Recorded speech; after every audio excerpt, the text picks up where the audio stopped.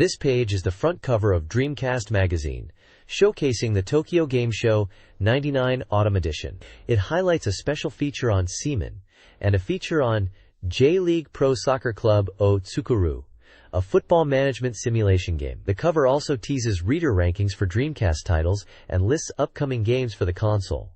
Featured upcoming titles include Naomi Juku, Jumbo, Safari, Toy Fighter, Outrigger, Spawn, and the highly anticipated Shenmue. Other titles mentioned are Virtual on Oratorio Tangram, Eternal Arcadia, which would be known internationally as Skies of Arcadia, Crazy Taxi, Dogu Senki Hao, and Mugen 2 Melanie no Saiten. Popular series features within the magazine include Rent-A-Hero No. 1 Returns, Boxzaki Garekido, a development seminar for Virtual on Oratorio Tangram, and Shinjitsu no Hitomi. Finally, at the bottom, further games are listed such as Black Matrix Advanced, Climax Landers, Pro Yakyu Team Otsukuru, a baseball team management game, Cool Borders Burn, Soul Calibur, Maboroshi Tsukio, and Shin Nippon Pro Wrestling Tukan Denshou. This page is an advertisement for the Dreamcast game J-League Pro Soccer Club wo Tsukuru, which translates to Let's Make a J-League Pro Soccer Club. It is highlighted as the second installment in the Tsukuru series for Dreamcast, a pro soccer training simulation game. The ad emphasizes the enhanced features on the Dreamcast, focusing on in-depth J-League simulation, including J1 and J2 leagues with promotion and relegation, as well as the inclusion of national team and U22 managers. Players can finely tune formations and tactics, and the game boasts network compatibility for online play and tournaments on the Dreamcast network. The tagline is, "Player is the manager." The game is priced at 6,800 yen and 360 points, categorized as a sports training simulation for one player, and is compatible with the VGA box and Dreamcast keyboard. This page is an advertisement for the Dreamcast game Guru Guru Onsen.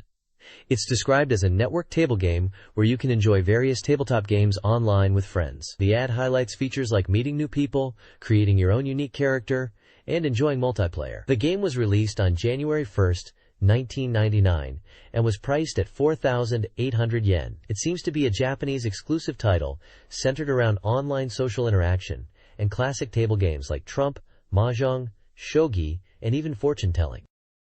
This page is the contents page for Dreamcast Magazine. It lists articles, including a special feature on summer memories focusing on a parent and child seaman observation diary, and a report on the Autumn Tokyo Game Show '99, featuring information on goods from the event. There is a section exploring the Dreamcast Direct service, and an article on the game Grauen no Torikago, which is starting its broadcast on October 1st. Also mentioned are Computer Battle Virtual on Oratorio Tangram seminars, and a Dreamcast special feature highlighting upcoming games, specifically mentioning Shenmue, Virtual on Oratorio Tangram, Eternal Arcadia, which is known internationally as Skies of Arcadia, Crazy Taxi, J-League Pro Soccer Club Otsukuru, a Dreamcast scene search feature, Dogu Senki Haniwa O, and Des Crimson 2 Marinito no Saiten. This page showcases Dreamcast Hot Information and Game Index. The Hot Information section highlights upcoming and new titles like Zombie Revenge, Marionette Company, which was never released outside of Japan, Plums also likely a Japan-only release, and Rayman 2, The Great Escape. There's also news on Tanaka Tatsuya's URU-style shogi and Professional Mahjong Extreme D, both strategy and puzzle games exclusive to Japan. The Dreamcast Soft Complete Guide section lists games such as Black Matrix AD, Time Stalkers known as Climax Landers in Japan, Cool Borders Burn, Phantom Moon Knight, another Japan-only title, Soul Calibur, and New Japan Pro Wrestling Tukan Retsuden 4. The page also features a section for Naomi arcade system games, with new releases like Jumbo, Safari, Outrigger, Spawn and the Demon's Hand, and Toy Fighter. The game index lists a variety of titles with page numbers, spanning genres from RPGs like Skies of Arcadia and Machine World Evolution, action games like Crazy Taxi and Virtual On, puzzle games like Sakura Wars Columns 2, simulation games like Seaman and World Neverland Plus, sports games like J-League Pro Soccer Club Create, and baseball games like Baseball Pro Yakyu Team Otsukuru. and adventure games like D2 and Shenmue, and wrestling games like Giant Graham and All Japan Pro Wrestling 2 and Nippon Budokan. It also includes Japanese-only titles such as Gloween's Birdcage, Otohime Connection, and Dogu War Chronicles. This page highlights the Tokyo International Fantastic Film Festival '99 event, which will feature the Dreamcast game Zombie Revenge as a recommended work and the OVA Sakura Wars. The event runs from October 30th to November 5th at the Tokyo and Shibuya Pantheon, with Passion Alert as the theme. Various horror works, including Zombie Revenge and Halloween 20, will be shown.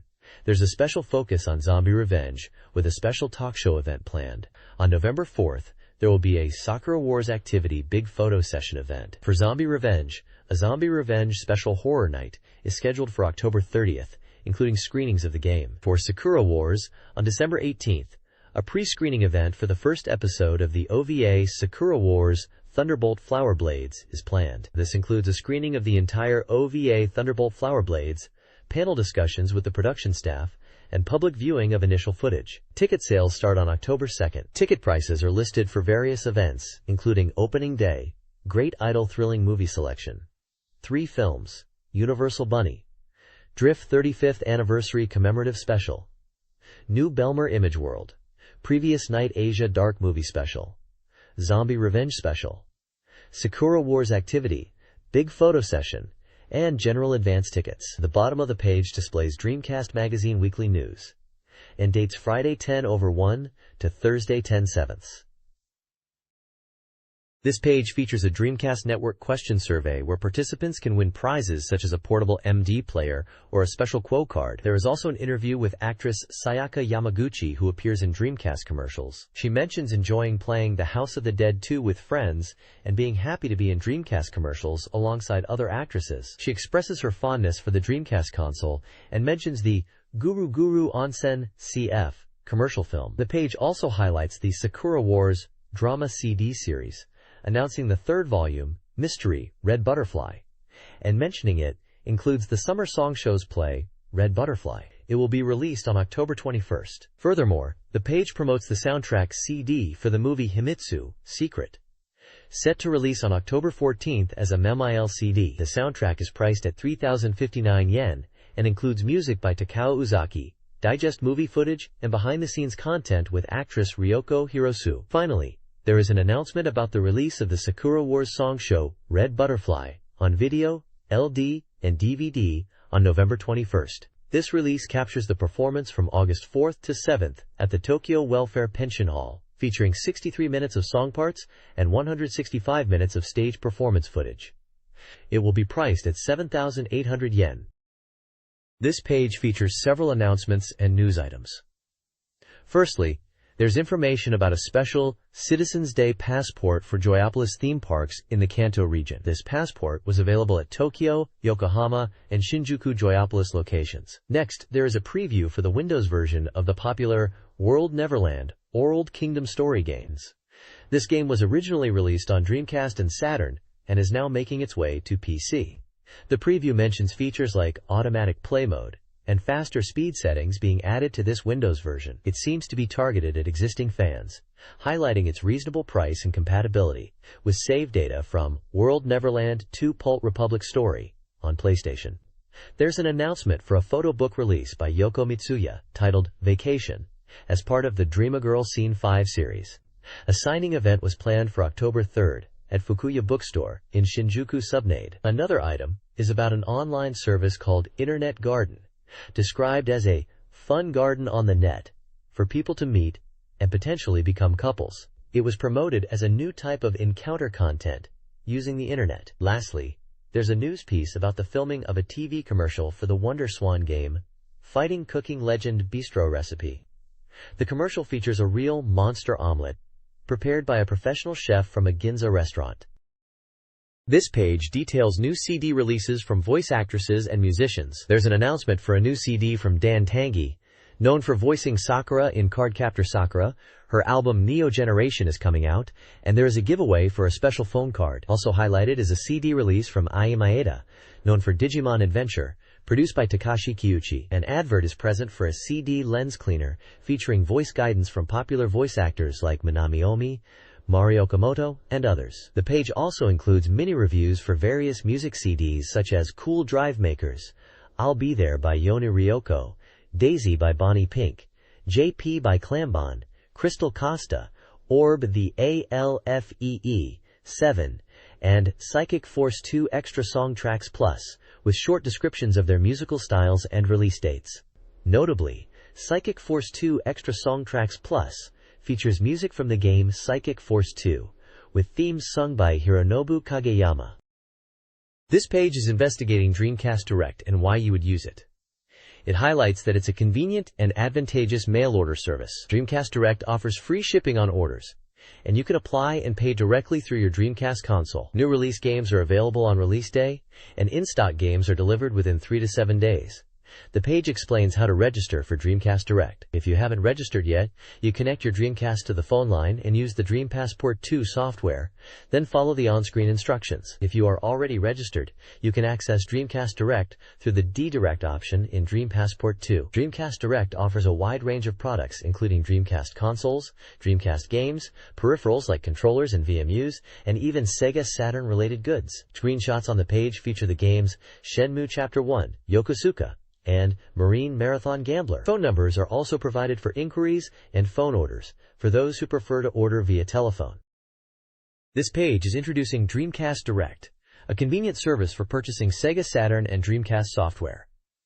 It's presented as an easy way to buy games. An interview with Sato Kenichi from Sega's Dreamcast sales planning team explains that Dreamcast Direct started in April and aims to have 90% of all software available by the end of the year. He highlights the free shipping for orders over 5,000 yen and introduces the DreamPoint Bank system, where customers earn points for purchases, redeemable for discounts. The page then features a large list of Sega Saturn games available for purchase through Dreamcast Direct, essentially a price list for titles like Virtua Cop 2, Sky Target, Space Harrier, Outrun, and many more. It details the DreamPoint Bank system further, explaining that for every yen spent, you get 2 points, redeemable in 900-point increments, which can be used for discounts on software or other goods. Payment methods are listed as postal transfer and convenience store payment at places like 7-Eleven and Lawson. The page also assures beginners that Dreamcast internet sales are easy to use, even for those new to online purchasing, emphasizing the convenience of getting games delivered on release day, even those not found in regular stores. Finally, it mentions new Dreamcast color variations, including a skeleton style for the Model Seaman edition, and encourages customers to check the latest catalog for more color options available through Dreamcast Direct. This page is an advert for the perfect guidebook for the Dreamcast game, Professional Baseball Team Otsukuru, also known as Yakyutsuku. This guidebook is advertised as the ultimate resource for the game, covering everything from team creation and efficient management to match strategies and player development. It is currently on sale for 1,300 yen plus tax, and is 368 pages long. This page showcases the Dreamcast software sales ranking for a particular week. At number 1 is Time Stalkers, a brand new RPG. Following it at number 2 is another new entry, Poppin' Music 2. Baseball Team Wo Tsukuru holds 3rd place. 4th position is taken by New Japan Pro Wrestling 2 Retsuden 4. Further down the chart, at number 5 is Soul Calibur, a strong seller. 6th place is Mobile Suit Gundam Side Story, 0079, Rise from the Ashes. In 7th is Seaman, described as a forbidden pet. Martian Successor Nadesico. The mission is at 8th place, highlighted for its anime cutscenes. Tokyo Highway Challenge is 9th, and Air Force Delta rounds out the top 10. The page includes screenshots from several games like Time Stalkers, Pop the Music 2, Baseball Team Wo Tsukuru, New Japan Pro Wrestling 2 Retsuden 4, Soul Calibur, Mobile Suit Gundam Side Story 0079, Seaman, Martian Successor Nadesico, Tokyo Highway Challenge, and Air Force Delta. Each game entry lists its genre, release date, price, weekly and total estimated sales, and a short descriptive text in Japanese. This Dreamcast magazine highlights the top 30 most anticipated games. Shenmue leads the ranking, 95% complete, with character interaction screenshots and mentions of the Tokyo Game Show. Grandia 2 is second, showcasing town environments, though it was absent from the show. Resident Evil Code Veronica is third, featuring combat screenshots and playable at the show, hinting at a winter release. A weekly pickup features Treasure Strike, a treasure hunting action RPG. Cyber Troopers Virtual Oratorio Tangram is 5th, emphasizing split-screen battles. The rest of the top 30 includes titles like SNK vs. Capcom, Millennium Fight 2000, Skies of Arcadia, and Street Fighter II Double Impact. Side panels feature Crimson Tears 2 and Godzilla Generations Maximum Impact. This page highlights two main Dreamcast-related topics. Firstly, it presents the Porting Wish Top 20 chart, showcasing the games that readers most want to see on the Dreamcast, topped by Dead or Alive 2, and including titles like Sakura Wars series, Tekken Tag Tournament, and Metal Gear Solid in the top positions. Secondly, it features the Video Game Income Ranking Top 15 for arcade games, led by games like Virtua Striker 2 Verpoint 2000 and Virtua Fighter 3 TB. The page also spotlights Dead or Alive 2 and Street Fighter II Third Strike, with dedicated sections. For Dead or Alive 2, it mentions the US Dreamcast release and anticipation for a Japanese version. Street Fighter II Third Strike is presented as a highly anticipated arcade port for the Dreamcast. Additionally, there are coming soon previews for two games. One is Toy Fighter, a 3D fighting game for the Naomi arcade board, described as a new sensation with toy-like characters and a point-based system. The other is Emergency Call Ambulance, the fourth game in the Emergency Vehicle series, a driving game where players are ambulance drivers racing to hospitals while carefully managing patient conditions. This page is a release schedule for Dreamcast games, peripherals, and music CDs. The top section explains the table format, listing genres like action, RPG, adventure, simulation, sports, race, puzzle, table, quiz, shooting, and more, along with compatibility notes like VGA support and controller types. The software release schedule lists games for October, November, and December 1999 and into 2000. Some highlighted titles include Sonic Adventure International, Shenmue Chapter 1, Yokosuka, both normal and limited editions, Zombie Revenge, and Super Producers aim to be a Seishao producer. Games listed for November include Space Griffin VF, Langrisser Millennium, and Choo Choo Rocket. December highlights include Taiheiyo Gold, Maken X, and Desperia. The schedule extends into 2000 with titles like Grauen no Tori, Chapter 3, Barrier, Seven Mansions, Warera no Mikazuki, Space Channel 5, Dreamflyer, Runecaster, Doki Doki Seiki, Oja, Street Fighter II Double Impact, Hyper Street Fighter II, the Anniversary Edition, Biohazard Code, Veronica, Resident Evil Code, Veronica, Super Runabout, Puyo Puyo Da Beat, Elena System, Shanghai Dynasty, Gakyu o Yamazaki, and Romania number 203. The hardware section lists peripherals with release dates in September and December 1999, including the Twin Stick and Dreamcast dial-up adapter. There is also a section for MIL-CD releases, mentioning Secret from Warner Music Japan, and a Sega Saturn release schedule update. Finally, a turn release schedule is mentioned with Sonic 3D Flicky's Island listed for release on the 14th, and Monster Maker Holly Garland Dragon also listed with an unannounced date. This page presents the weekly Reader's Race, a reader-voted Dreamcast game ranking. At the top of the chart is Soul Calibur, followed by Sega Rally 2 and Sonic Adventure. A new entry at number 4 is Climax Landers, which is highlighted as a new arrival main horse. Climax Landers, a role-playing game, is featured with a screenshot and reader reviews praising its engaging dungeon exploration and character progression system. The review notes minor issues like voice acting and level resetting upon dungeon exit, but overall highly recommends the game. The reviewer highlights the enjoyment of item collecting and the addictive nature of the gameplay, recommending it to RPG fans, especially those who enjoyed Sega hard RPGs in the past. The page also includes a Dreamcast glossary section.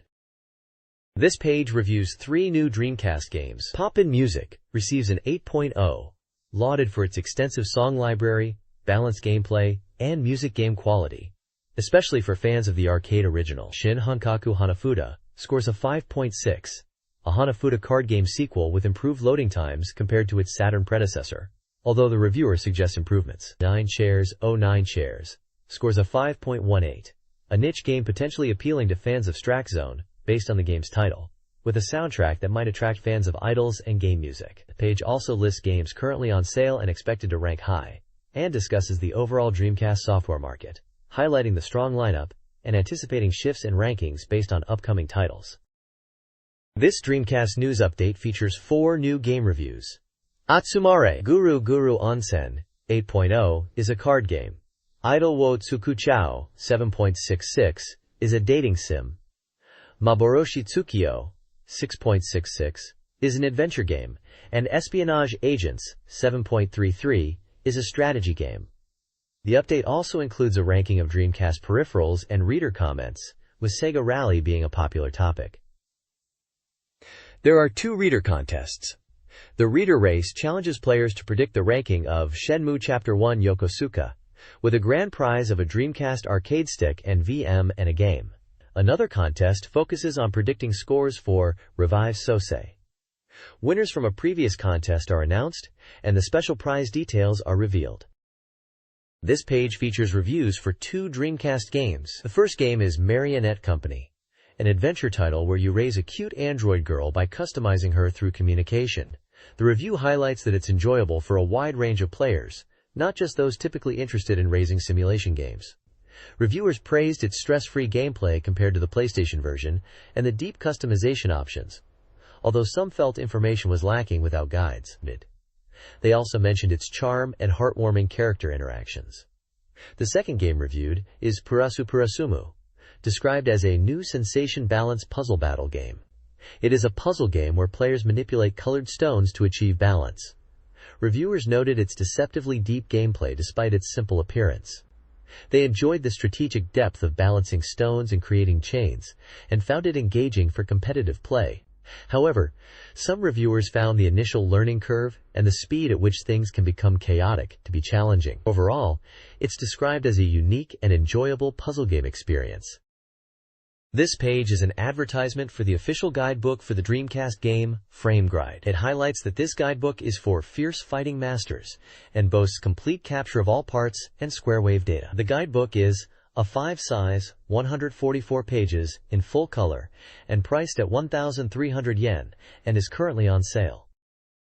This page is an announcement for a massive giveaway of Dreamcast merchandise at the Tokyo Game Show '99 Autumn. It highlights that even with the buzz around the newly announced PlayStation 2, Sega is bringing a lot of excitement to the event. Sega's booth was drawing large crowds, particularly for the first public demos of Space Channel 5 and Oratan, which were capturing the attention of both casual users and hardcore fans. The giveaway features a range of prizes, with 10 winners for each of the following: pet bottle cases, Sonic Team pamphlets, shopper bags with Space Channel 5 designs, Sonic Team sticker sheets, Moro Star alien figures, Skies of Arcadia clear files, Classroom King Yamazaki sun visors, Romania number 203 pamphlets, Windows CE/Dreamcast emblem badges and straps. Additionally, there are smaller prizes of sticker sheets, with 3 winners each for Jet Set Radio and Choo Choo Rocket, Mail-Cham character stickers. Lastly, a Dreamaga topic section focuses on Passionate Golf, which is likely referring to the Sega Golf Club series. It praises the game's character design and effective presentation of golf manga-like visuals and sound effects. This page is all about a massive giveaway of 514 prizes at the Tokyo Game Show '99 Autumn. You could win various items related to Dreamcast games. There are prizes for Sentimental Graffiti 2, offering download content for 10 lucky people, and Mercury Pretty with B2 posters up for grabs for 5 winners. Konami is giving away press straps to 2 people and magazine sets to 5. Gundam fans can win Mobile Suit Gundam, Giran's Greed fans, with 15 available. For Robot Punkatsu, there are download codes for 17 people. Momotaro Dentetsu has King Bombi straps for 5 winners and towels for 3. Beyblade is offering downloads to 10 people. And Guru Guru Galactors is also giving away downloads to 10 winners. Finally, Growlanzer fans can win round fans and postcard sets, again for 10 people. In addition to these physical prizes, there's a special VM download data giveaway. One person can win Shenmue content titled Atsumete Shenmue, another can get Sonic Adventure content called Sonic Adventure Chow, and one lucky winner will receive special player data for J-League Pro Soccer Club Otsukuru, with details on page 50 of the magazine. Mini-games for Gakyu o Yamazaki and Bikuriman 2000 are also up for grabs, 1 winner each. At a recent games event, Various booths showcased upcoming titles and offered promotional items. ASC2 promoted Panzer Front and Berserk, giving away berets, bandanas, and vinyl bags. Enix featured Dragon Quest V-2 for PlayStation, with long queues and prizes like posters and shopping bags. Athena's booth showcased Pro Mahjong Kiwame, offering stickers and hot sake sets. Jaleco promoted Carrier with stage events and prizes, including straps and stickers. Masaya featured Umi Ningen merchandise and offered bandanas, vinyl bags, and straps. The event also highlighted the PlayStation 2 reveal, described as a cool, game-focused exhibition. Other highlights included a special event featuring a collaboration between Ganbare Rentahiro and a magazine writer. Also had new software with associated prizes. Finally, Kodansha promoted Boys B second season trading cards, giving away card sets. This page from Dreamcast Magazine is reporting live from the Autumn Tokyo Game Show of 1999, highlighting the hottest booths and games with big giveaways. SNK was showcasing their Neo Geo Pocket and upcoming games like Cool Cool Toon and Samurai Spirits.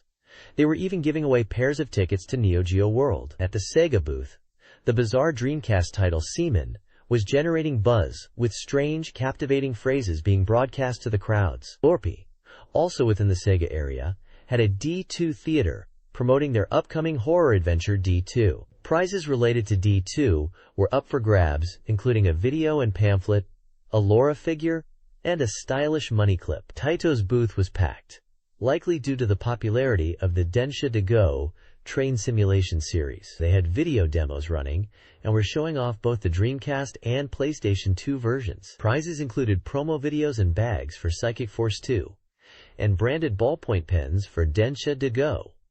Nagoya Railroad version. Sunrise Interactive was giving away posters featuring their Sunrise Ayutan characters. Gamer's Dream had playable demo software for their Windows communication game. Finally, Tomy had a quirky ramen bridge prize, which is literally ramen in a bridge-shaped container, referencing their PlayStation game. And they were also offering New Japan Pro Wrestling 2 Konratsuden 4 tapestries featuring wrestling legends. The bottom of the page shows snapshots of the event, with booth staff interacting with attendees and giving out pamphlets and prizes. The next page showcases various game and merchandise prizes given away at an event. In the SCE section, they are highlighting the PlayStation 2 and mentioning titles like The Bouncer and Tekken Tag Tournament, emphasizing the excitement around the new console and upcoming games. Prizes include Gran Turismo 2 stickers and a PS2 catalog set. Data East is giving away a set of Data East goods. Sting is offering Baroque goods as prizes, highlighting the unique atmosphere and popularity of the RPG Baroque. Banpresto Content Town is giving away Memories Off Game Show, limited trading cards, and Super Robot Tizen straps. Sunsoft is showcasing Kurosator, Kugutsu no Yakata, Clockwork Knight, giving away promo videos for this simulation RPG and other Sunsoft titles. Compile is featuring Puyo Puyo DA, featuring Elena System, and offering telecards with cute illustrations from the game as prizes.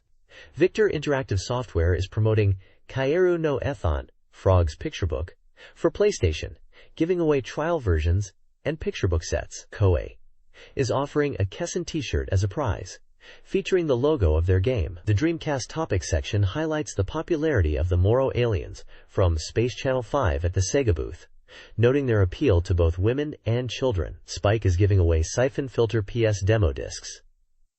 Finally, Broccoli is offering Gamers Maruchiwa, round fans, featuring anime characters as prizes. The Tokyo Game Show 99 Autumn is hosting a giveaway of 514 prizes.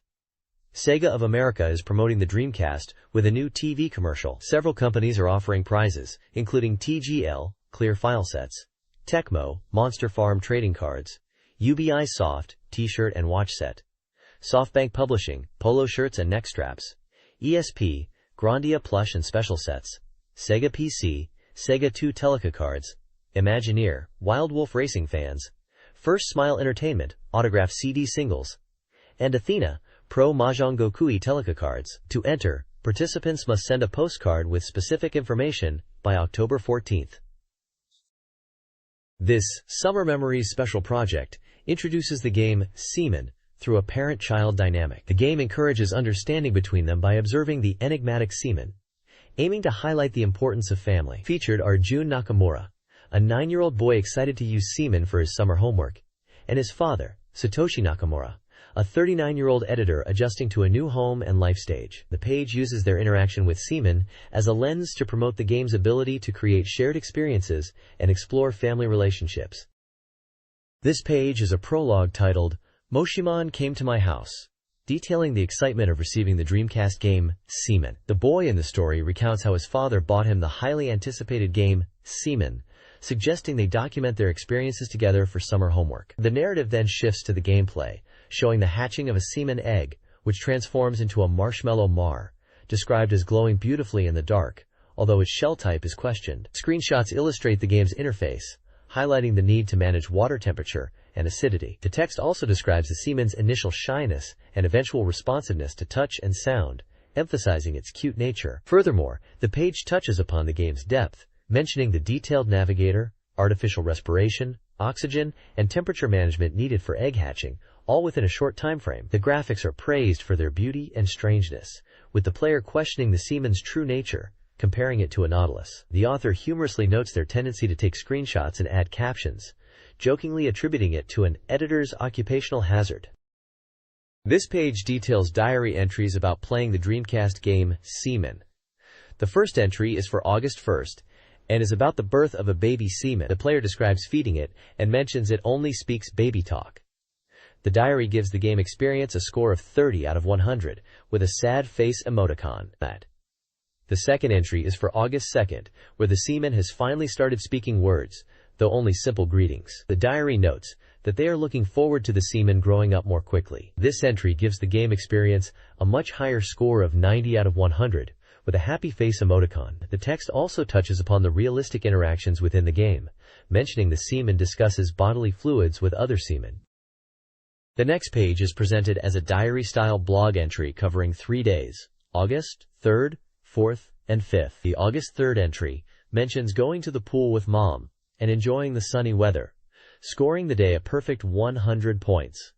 The August 4th entry is marked as cloudy and mentions observing something, possibly baby Gilman, and feeling tired of the repetitive days. There's a reference to a TV commercial featuring a father figure. This day is given a low score of 4 points. The August 5th entry, also cloudy, continues the observation diary for baby Gilman. The writer mentions being scolded by mom and Kawashima-san, and notes baby Gilman is growing bigger. The score for this day is slightly improved to 10 points, but still low overall, suggesting ongoing frustrations.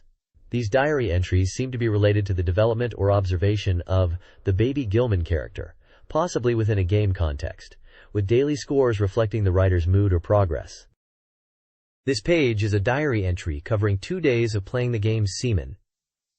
On August 6th, Friday, the player notes that Semen's voice has become an adult voice. They mention Semen asking them questions like, "Are you okay?" and finding it fun. Their score for the day is 70 points. On August 7th, Saturday, the player recounts Semen talking to them about the Z's fly and bug cage. They sprayed something to keep the bugs away, and are excited about what will happen next, referring to the caddisfly larva stage. They also mention that their father told them about semen. Their score for this day is 100 points. The screenshots show gameplay of semen, with text boxes containing Japanese dialogue, presumably from the game itself. This page showcases diary entries for August 8th and 9th, detailing experiences playing the game Semen. On August 8th, the writer describes feeding semen and notes the creature can be a bit noisy but is ultimately cute. The day's rating is a smiley face. The entry for August 9th mentions semen developing legs and becoming even more peculiar, comparing it to a frog. The writer mentions checking with their son, who also seems engrossed in raising semen. Screenshots from the game are shown, depicting the semen character and game interface. The diary entries suggest an engaging experience with semen, highlighting the conversations and the unique aspects of raising this virtual pet. This page is about the Dreamcast game, Semen. It presents diary entries from August 10th and 11th, detailing experiences with the game. The entries mention the evolving appearance of semen, specifically the legs and color changes. The player seems to be enjoying the game, finding it engaging and humorous with Seaman's commentary. There's also a mention of discussing the game with friends at school, and giving Seaman the name Minoru. The bottom right section touches upon deeper themes within the game, discussing morality and media influence, suggesting that Seaman raises interesting and perhaps controversial topics. The page features screenshots from the game and a cartoon illustration of children talking about Seaman, indicating its popularity among players. A diary details entries about the game Seaman. The first entry, on August 12th, describes a seaman dying after laying eggs on land, resulting in a low score and frustration with the game's sensitivity to input errors, specifically with numbers. The player notes the seaman's difficulty with numbers and the need for clear microphone communication, and is confused about how the seaman knows the player's blood type. The August 13th entry chronicles the seaman's emergence from its egg, its transformation, and its subsequent death on land, creating anticipation for its evolution. The player finds the creature precious and questions what forms it will take next. The diary ends with a "to be continued" note and score comparisons. 75 points, smiling, for our scores, and 50 points, neutral, for Papa's score. This page is a detailed look at the Shenmue Passport, which is described as the fourth disc of Shenmue, revealed at the Tokyo Game Show. This disc is stated to enhance the Shenmue experience tenfold and is free. The page showcases the main menu, which is offline, and details 4 key features: Passport, Theater, Music, and Information. The Passport section explains its internet connectivity for extended game services. The Theater section allows players to re-watch key scenes and promotional videos from the game, with unlockable content dependent on game progress. The Music section is dedicated to enjoying the game's soundtrack, with over 30 tracks unlockable as you progress in the game, allowing for repeat and random play. The Information section introduces 7 high-end characters who explain the game's systems, designed to be informative for new players, featuring characters like Ryo Hazuki for prologue explanations, Master Chen for battle system, Mark Kimberly for money management, and Chai for QTE guidance, alongside others like Nozomi Harasaki and Fukusan. It also highlights compatibility with F355 Challenge, allowing players to view replay data within the Shenmue Passport. This page is all about the Shenmue Passport, a feature designed to enhance the Shenmue experience tenfold by connecting it to a network world. The Passport Section 1, Shenmue World, acts as a database for the game, providing detailed information about characters, locations, and even explanations of fighting skills. Passport Section 2 is the message board, offering hints and advice from Nozomi Harasaki to help players who might be stuck. Passport Section 3 covers network ranking, where players can compete in online score rankings across 8 minigames within Shenmue. These include Space Harrier, Hang-On, Darts 7, Exciting QTE 2, QTE Title, Slot Machine, 70-Person Battle, and Forklift Races. Passport Section 4, Self-Diagnosis, allows players to view detailed data from their saved game on the visual memory, tracking everything from money earned to juice purchases. Passport Section 5, Manual, gives access to an in-depth digital manual, going beyond the physical manual included with the game, covering topics like help, movement, searching, and QTEs. Passport Section 6 is the Community Plaza, where players can exchange in-game items using the Atsumate Shenmue characters and items. Finally, Passport Section 7 links directly to the official Shenmue website, shenmue.com, offering access to news, message boards, and reports. Shenmue's gameplay centers on its training system, which determines protagonist Ryo's growth through technique proficiency levels. The game boasts a massive scenario volume, equivalent to over 120 movie scripts, with potential playable versions available soon. An Experience Version Game Center features an unreleased QTE training machine with combos and feints. Shenmue Passport emphasizes online services for communication and expanded gameplay, including self-diagnosis to analyze play history and a free market for prize exchange. Players can also collect items from vending machines and gacha machines in the Sakura Heights area. Yu Suzuki also mentions business hours and Shenmue snacks. The training system screenshots display menus, technique proficiency lists, and Ryo practicing moves, with the ability to view motions from multiple angles. This page is focused on Shenmue and its upcoming Shenmue Passport feature.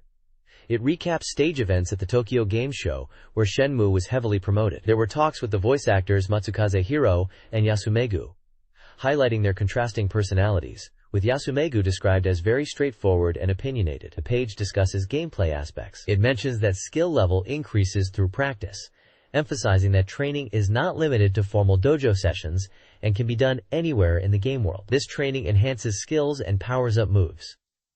2 battle system elements are highlighted: technique transmission and free battle, promising deeper gameplay. The screenshots show in-game practice sessions with timer and combo counters. The page also mentions that the game is 27 days from release and teases more information about Chapter 1 in the next issue. This page announces the Dreamcast version of Cybertroopers Virtual On Oratorio Tangram, confirming its release date as December 9th and priced at 5,800 yen. The game is stated to be 70% complete at the time of writing. It highlights key features including support for 12 players, 3D combat action, VGA output, twin-stick compatibility, communication cable for link battles, and compatibility with the Puru Puru Pack, Rumble Pack. The page shows screenshots of the game, including the character select screen and in-game action. It also details the communication versus mode, explaining how the game's character selection screen for versus play is structured, allowing for handicap settings and controller configuration, including twin-stick options. The text mentions that the price of the twin sticks is still being adjusted and will be announced soon. This page focuses on the screen-split battle modes in the Dreamcast version of Virtual On Oratorio Tangram MSBS Ver 5.4. It announces that there will be 4 types of screen-split modes available for 2-player battles. The page highlights the benefits of screen-split battles over network battles for ease of playing with someone physically present. It details 2 connection methods for Dreamcast multiplayer: 1 Dreamcast connected to the internet, and 2 Dreamcasts connected via cable. The article then presents Dr. Watari's message, where he explains that in the Saturn version of the original Virtual On, there were only 2 screen split types, vertical and horizontal. He mentions that due to hardware limitations and player feedback, they have improved upon this for the Dreamcast version, offering 4 types of screen splits to provide a better gameplay experience. The 4 screen split types are showcased with screenshots and descriptions. Normal 1 type. This is a standard split screen. Normal 2 type. This seems to be another standard split, possibly with a different layout of information on screen. Vertical split type. This is a vertical split of the screen, described as similar to the Saturn version. Horizontal split type. This is a horizontal split, described as offering a wider field of view and easier enemy tracking. The article concludes by suggesting that these screen split options will enhance the enjoyment of 2-player battles, catering to different player preferences and skill levels, from casual enjoyment to more serious play. This page showcases the upcoming Dreamcast port of Cybertroopers Virtual On Oratorio Tangram. The page announces that the Dreamcast version is nearing completion and will be released on December 9th. Several mecha units are featured with their names, model numbers, and descriptions. The first one is TEMJIN MBV 707G, described as a standard high-mobility model machine. Next is GRYSVOK SAV 326D9, a multi-purpose fire support machine. Then there is APHARMEDB RVR39, described as a super close combat model. Following that is Cypher RVR42, a high mobility transformable machine. Then we see APHARMEDS RVR33, which is stated to be a super firepower enhanced machine. Lastly, BALBADOS XBV819TR4 is shown as a difficult to understand multifunctional prototype machine. The screenshots show in-game action with various mecha battling in different environments, highlighting the fast-paced combat and visual style of Virtual On Oratorio Tangram. Text boxes beside the screenshots give gameplay tips and descriptions of actions like dashing and using specific weapons. This page is dedicated to Cybertroopers Virtual On Oratorio Tangram for the Dreamcast, showcasing the latest information in screens. It highlights various Virtuoid mecha units, such as the agile Fei K, the heavily armed Raiden, the ice-based Angela, the heavily armored Dordre, and the sinister Spesinef, each with a brief description of their combat style and abilities. The page also excitedly announces the final event of the national tournament for Oratorio Tangram, to be held on October 11, 1999, at Roppongi Velfare in Tokyo, inviting players to witness the ultimate showdown and mentioning a special present for attendees. This page is all about the Sega Dreamcast game Eternal Arcadia, known internationally as Skies of Arcadia, and its presentation at the Tokyo Game Show. The page highlights the game's explosive showing at the event, featuring comments from producers Oba and Kodama. Kodama mentions the intense effects and the enjoyment of monster and fleet battles in the game. Oba boldly states their ambition to achieve world domination with Eternal Arcadia. The page also points out that this Tokyo Game Show talk with the producers was previewed in Dream Magazine Volume 29. Information boxes reveal that Skies of Arcadia is a Sega RPG with an undecided release date, price, compatible peripherals, and is for one player. The next page delves into the exciting details of Eternal Arcadia, known internationally as Skies of Arcadia.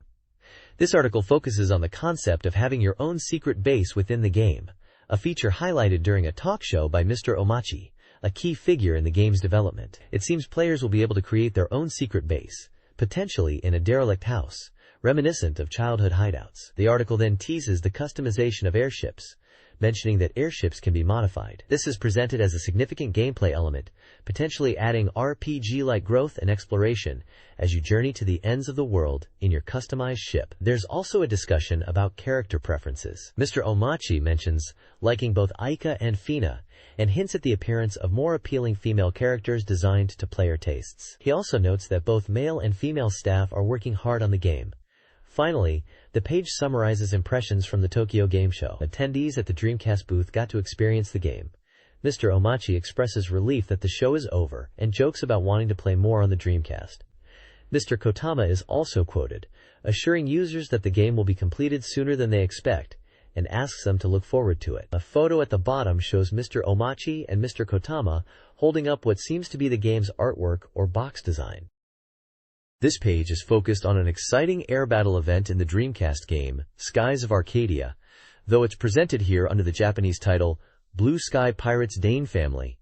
Surprise Attack from the Cloud Sea. This preview, which was shown at TGS, introduces a dramatic encounter between the Dane family, who are the protagonists, and the powerful Valua Empire fleet. We are shown screenshots of intense ship-to-ship combat high in the clouds. The Valua Empire's heavily armed warships emerge, and the Dane family, known as the Blue Sky Pirates, identified by the blue skull on their mast, engage in a daring counterattack. We can see in the screenshots the protagonist, Vice, utilizing a grappling hook to board the enemy ship, the Lightning Stone Fire, showcasing the unique close-quarters combat in this aerial setting. It highlights the fast-paced action, where Visi jumps onto the enemy deck, brandishing his sword for what the text describes as a white blade battle. It really emphasizes the unique spectacle of ship-to-ship combat that is central to Skies of Arcadia. This page covers a preview of Eternal Arcadia, known internationally as Skies of Arcadia, from the Tokyo Game Show. It details the game's world concept, dividing the skies into blue sky, representing righteous skies where unarmed ships are spared, and black sky, representing lawless skies where even unarmed merchant ships are targeted by ruthless pirates. The preview showcases gameplay screenshots, featuring the character Vaisai and his companion Aika, battling Valujan soldiers on a ship deck. The text highlights a scene where Vice confronts the enemy soldiers and declares himself a sky pirate. It also mentions a rumor about the appearance of Dine, a significant figure from the Dine family, questioning who the daughter he mentions might be. The preview emphasizes the game's atmosphere and aerial battles. This page is about the Dreamcast game Eternal Arcadia, which was released internationally as Skies of Arcadia. The page focuses on battles taking place on the deck of a Valunian Empire ship, emphasizing the chaotic nature of combat with both allies and enemies mixed together. It highlights the command-based battle system, designed to be accessible to all players, and explains that attacks are divided into direct and indirect types. The article also notes the game's character style, describing them as deformed, yet capable of bold actions, a point demonstrated in the provided screenshots of gameplay. This page is about the game Eternal Arcadia, which was later released internationally as Skies of Arcadia. The page is focused on predicting the battle system of the game and introduces the Valua Empire soldiers, who are enemies in the game and fight against Vispes and his crew. It highlights that these soldiers are not just simple opponents, they can counterattack and even use critical attacks. The page explains that while individually the soldiers might not be strong, they become a force to be reckoned with when they work together. The page also explains the reason why Visay attacks warships. Visay, from the Dayan family, is attacking warships because it's his way of fighting against the powerful nations that are oppressing islands without military power. Valua Empire's warships are specifically mentioned as targets for Vilis, showcasing the game's narrative and conflict. The screenshots show various gameplay actions like movement, direct attacks, and critical attacks, displaying the battle mechanics of the game against these Valua soldiers. This page is a preview for the Dreamcast version of Crazy Taxi. The headline asks, "Everything you could do in the arcade version, can you do in the DC version too?"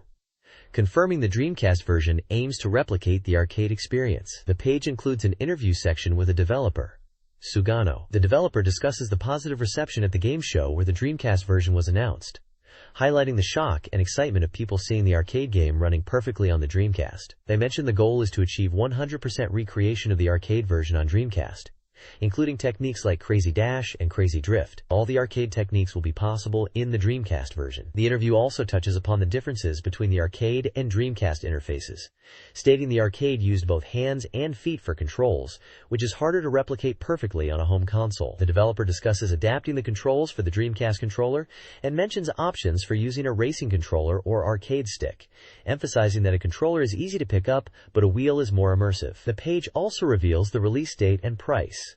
January 2000, priced at 5,800 yen. It is a drive-action game for one player and supports racing controllers. The developer also mentions adding one new city to the Dreamcast version, not just additional courses, hinting at expanded content beyond the arcade original. This page is an interview focusing on the Dreamcast version of Crazy Taxi and the original content being developed for it. The headline emphasizes that the Dreamcast original mode will feature original courses. The interview with a developer named Kenji discusses how the Dreamcast version will expand upon the arcade version with a brand new city and more intricate map designs, moving beyond the simple arcade layout. They are also considering adding new characters, but this is uncertain due to development time and resource constraints. The team is aiming for a January release and are working hard to ensure the game is 120% enjoyable for players, incorporating user feedback. The screenshot displays in-game action of Crazy Taxi on the Dreamcast. This page announces the Dreamcast version of Saskatsuku, known internationally as Sega Worldwide Soccer Manager 2000, is finally launching on September 30th. A key feature highlighted is network battles, allowing users across the country to compete. The magazine details special downloadable data for the game being available at the Tokyo Game Show '99 Autumn, including 4 types of data that can be used when starting the game. The page also introduces Kimura Kazuki and Mizunuma Takashi as initial members within the game's club setup. It seems the developers are presenting a gift by focusing on the revival of free guilds, likely in reference to the Yokohama Flugels football team, referencing their victory in the 78th Emperor's Cup All-Japan Soccer Championship in 1999. Screenshots showcase various aspects of the game, including team selection screens, player statistics, stadium construction, and the selection of a hometown, indicating a deep management simulation experience. It also touches upon club naming, suggesting users can freely name their clubs and incorporate local place names. The next page is an advertisement for the Japanese Dreamcast exclusive soccer management simulation game, Let's Make a Pro Soccer Club. It highlights features like creating and managing your own pro soccer team. The page mentions player Miyazawa Michelle, a defender known for his popularity with female fans. It also lists the game's features, including a September 30th release date, a price of 6,800 yen, and compatibility with the VM, keyboard, and VGA. The game is described as a sports management simulation. This page previews J-League Winning 11 for the Dreamcast, focusing on the initial game setup and choices players make at the start. It highlights that the game starts with hometown selection. The page details various initial choices a player must make: name entry, secretary selection from 4 female characters, club name and mascot selection showing the club name editor and mascot options, uniform and flag selection, and crucially, hometown selection. It emphasizes the importance of choosing a hometown based on factors like land prices and soccer popularity, as these affect club finances and fan support. Other initial selections include coach selection, where different coaches have varying contract fees and styles, scout selection, to hire scouts for player acquisition, and jersey number selection. Now, the page concludes by mentioning J2 League entry, indicating the starting league of the game. Several screenshots illustrate the menu screens for each selection, showing the options available to the player in customizing their club from the very beginning. There are also portrait shots of the coach and secretary characters available to choose from, with details of their attributes and costs for coaches.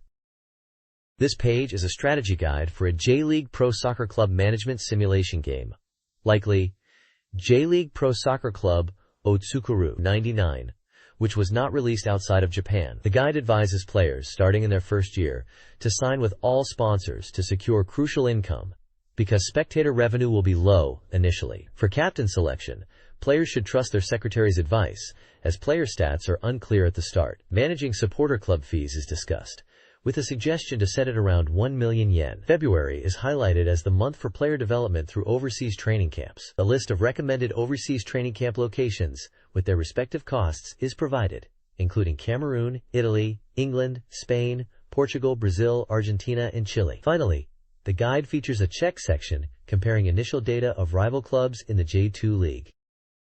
This page is about enhancing your soccer team in J-League Pro Soccer Club wo Tsukuru. Let's make a J-League soccer club, and promoting a special event for the game. The page discusses training menus, suggesting players can create their own menus to improve their team's performance more effectively than relying solely on the manager. It highlights the importance of team training at the beginning, focusing on building stamina and team coordination. It then shows examples of training menus, emphasizing the need to customize training based on team weaknesses, and provides tips for effective coaching. The page then promotes an event at Shibuya Gigo on October 3rd, Sunday, from 3 p.m. to 6 p.m. This event is to commemorate the release of Saskatsuku, featuring a talk show with game developers and voice actors. There will be 2 parts to the event: a talk show from 3 p.m. to 3:15 p.m.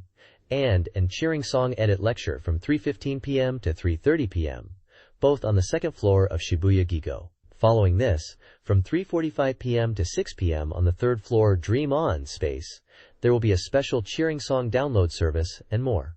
The first 100 Saskatsuku software purchasers at the event will receive a special Oni Musashi mobile strap gift.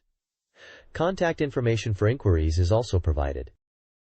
The next page is all about the Saskatsuku game, also known internationally as Sega Worldwide Soccer Manager 2000, and its online features. This article is a must-check for fans wanting to participate in online tournaments. It explains how Dreamcast owners can easily connect online with Saskatsuku, using their Dream Passport for user registration. To join tournaments, you'll need Dream Points, which can be purchased using a web money card or credit card. The page details how to check tournament schedules, confirm entry conditions, register your club, and even review past tournament results within the game. They highlight that tournament participation lets you test your club's strength against other players across Japan, offering a chance to prove your skills. The page lists accepted credit cards like Visa, Master, JCB, and NICOS, along with retailers selling web money cards, including Dreamcast partner shops, Softmap, and various department stores. This page is about the Dreamcast music creation tool called O.to.I.re, which means sound input/output. This software allows users to easily create music by selecting and arranging pre-made musical phrases, even without deep music knowledge. It supports a wide range of musical genres and uses high-quality phrases performed by professional musicians. The software handles both MIDI and WAV data, allowing for flexibility in sound creation. It also supports microphone and MIDI devices for expanded input options. Users can exchange musical data online, sharing their creations with others. The release date is planned for December 2nd at a price of 7,800 yen. The page features screenshots of the software interface, showcasing its visual and user-friendly design. This page is a guide on how to create music using a Dreamcast music application. Step 1 explains choosing a sound or instrument. It details using a sound navigator screen with categories and subcategories to select instruments like keyboard, piano, organ, guitar, acoustic, electric, ethnic, bass, acoustic, electric, synth bass, and many more, listing a wide range of instrument types. Step 2 is about selecting phrases to play with the chosen sound. It mentions phrases are categorized by genres such as classic, orchestra, march, dance, house, techno, jazz, Latin, pop, R&B, rock, world, SE, sound effects, and a special category. It suggests experimenting with different phrases and combinations to create music. Step 3 explains how to arrange and adjust phrases. It mentions that phrases can be pasted onto tracks and modified in pitch, copied, pasted, and edited. It also points out that the grid and display can be adjusted for precise timing, down to 30-second notes. The page concludes by encouraging experimentation to create original music. This page is a guide on how to edit phrases for music creation on Dreamcast. It explains how to edit MIDI data and VPF data, noting that MIDI data allows free editing of phrases using a piano roll style interface, while VPF data, being sampled wave data, has limitations in editing. The page also details using a microphone for phrase input, explaining how sound input can be converted to MIDI data in real time. It also mentions features like a mixer screen for adjusting sound effects, pan, fader, and mute, and includes a glossary defining terms like DTM, desktop music, MIDI, sequencer, sampling, track, effects, pan, fader, and mute, all related to music creation on the Dreamcast. This page is an interview with graphic artist Murashima Yutaka from Yo-Yo Products and producer Nakamura Tateyuki from WakaWorks, focusing on the graphics and character design for a Dreamcast sequencer title, possibly called Oto Iri. The interviewees discuss how they sought a unique artistic style for the game and their creative process using Macintosh computers. Murashima previously worked on Saturn Music School for the Sega Saturn. Screenshots showcase the pop art style character designs featured on what are described as phrase selection jacket illustrations for in-game music genres labeled pop, rock, and jazzy. The article mentions that Murashima's pop and pretty style was utilized in Saturn Music School, and that Navichara Mary Sensei, who features heart-shaped glasses, is a prominent character in Oto Ire. The next page is an article previewing the game Dogu Senki, which was showcased at Tokyo Game Show '99 Autumn, published by Victor Interactive Software and planned for release this winter for 5,800 yen. It is described as an unusual fantasy simulation game supporting two-player battles. The game's development is 25% complete. The article sets the scene on the peaceful planet Ramu, inhabited by the nature-loving Mu people. However, this peace is threatened by the invasion of the technologically advanced Nibiru civilization. Nibiru plans to relocate to Ramu and is seeking resources. Despite the Mu people's peaceful nature, they are forced to fight back against Nibiru's aggression, led by Queen Tiamat. The page highlights the enemy forces of Nibiru, focusing on their terrifying insect-type weapons called metal crust. One example is the Tiger Needle, an insectoid weapon equipped with a needle to pierce enemies and inject a dissolving liquid, leading to their demise. This page introduces the Dreamcast game Dogu Senki, which was only released in Japan. It details the game's characters, system, and weapons. The characters section highlights three figures. Prince Apsu of the Neville Kingdom, a righteous prince questioning his nation's methods. Queen Tiamat of the Mu Kingdom, a powerful element user overwhelmed by Neville forces.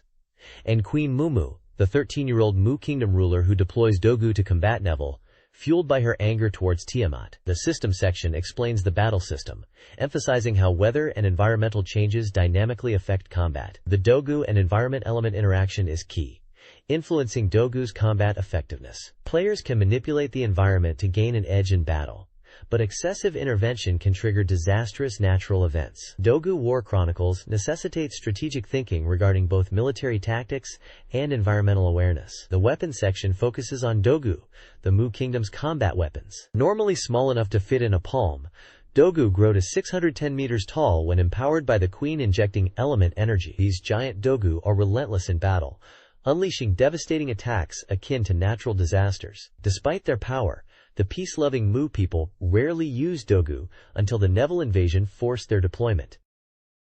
This page is an announcement for a Dogu Senki naming contest, seeking names for the Dogu creatures featured in the game. The announcement is framed as an urgent message from the Moose Kingdom. The page details 4 types of Dogu, each representing a different element: Fire Dogu, Water Dogu, Wind Dogu, and Earth Dogu. Fire Dogu is described as resembling earthenware and possessing fiery attack power. The Water Dogu is associated with the water element and described as serpent-like. The Wind Dogu is depicted as animalistic, possibly dog-like or horse-like, with wings, representing wind power. The Earth Dogu is described as golem-like, inspired by ancient stone guardians, and embodying earth power. Prizes for winning names include a double MD player, the Dogu Senki software itself, and having your name listed in the game's staff roll. To enter, participants need to send postcard applications by October 22nd, detailing their chosen names for each dogu. The page also includes character art of a woman, possibly Queen Mook, and a man, possibly a Mook Palace official, seemingly involved in the announcement and contest. The game appears to be focused on these elemental dogu creatures and their roles in combat. A Behind the Tokyo Game Show event on September 19, 1999, celebrated Death Crimson 2 with over 350 enthusiastic attendees, dubbed Death Believers. The Marinito Festival and Hot Talk Live event drew a large crowd, even prompting jokes about police presence. Ecole Software's president Makoto, the parent of Death, discussed the nearly completed game, expressing satisfaction with its development. He highlighted Death Crimson 2 as a chance to explore the darker aspects of the game's world, incorporating elements impossible in the original. The event featured a demo, gallery, Dreamcast peripherals experience, and showcased the game's multiplayer capabilities, including cooperative play. The game was priced at 5,800 yen. Messe Sano, the namer of characters, was also mentioned as a key figure in the Death universe. This page reports on a live stage event at Akihabara for Death Crimson 2.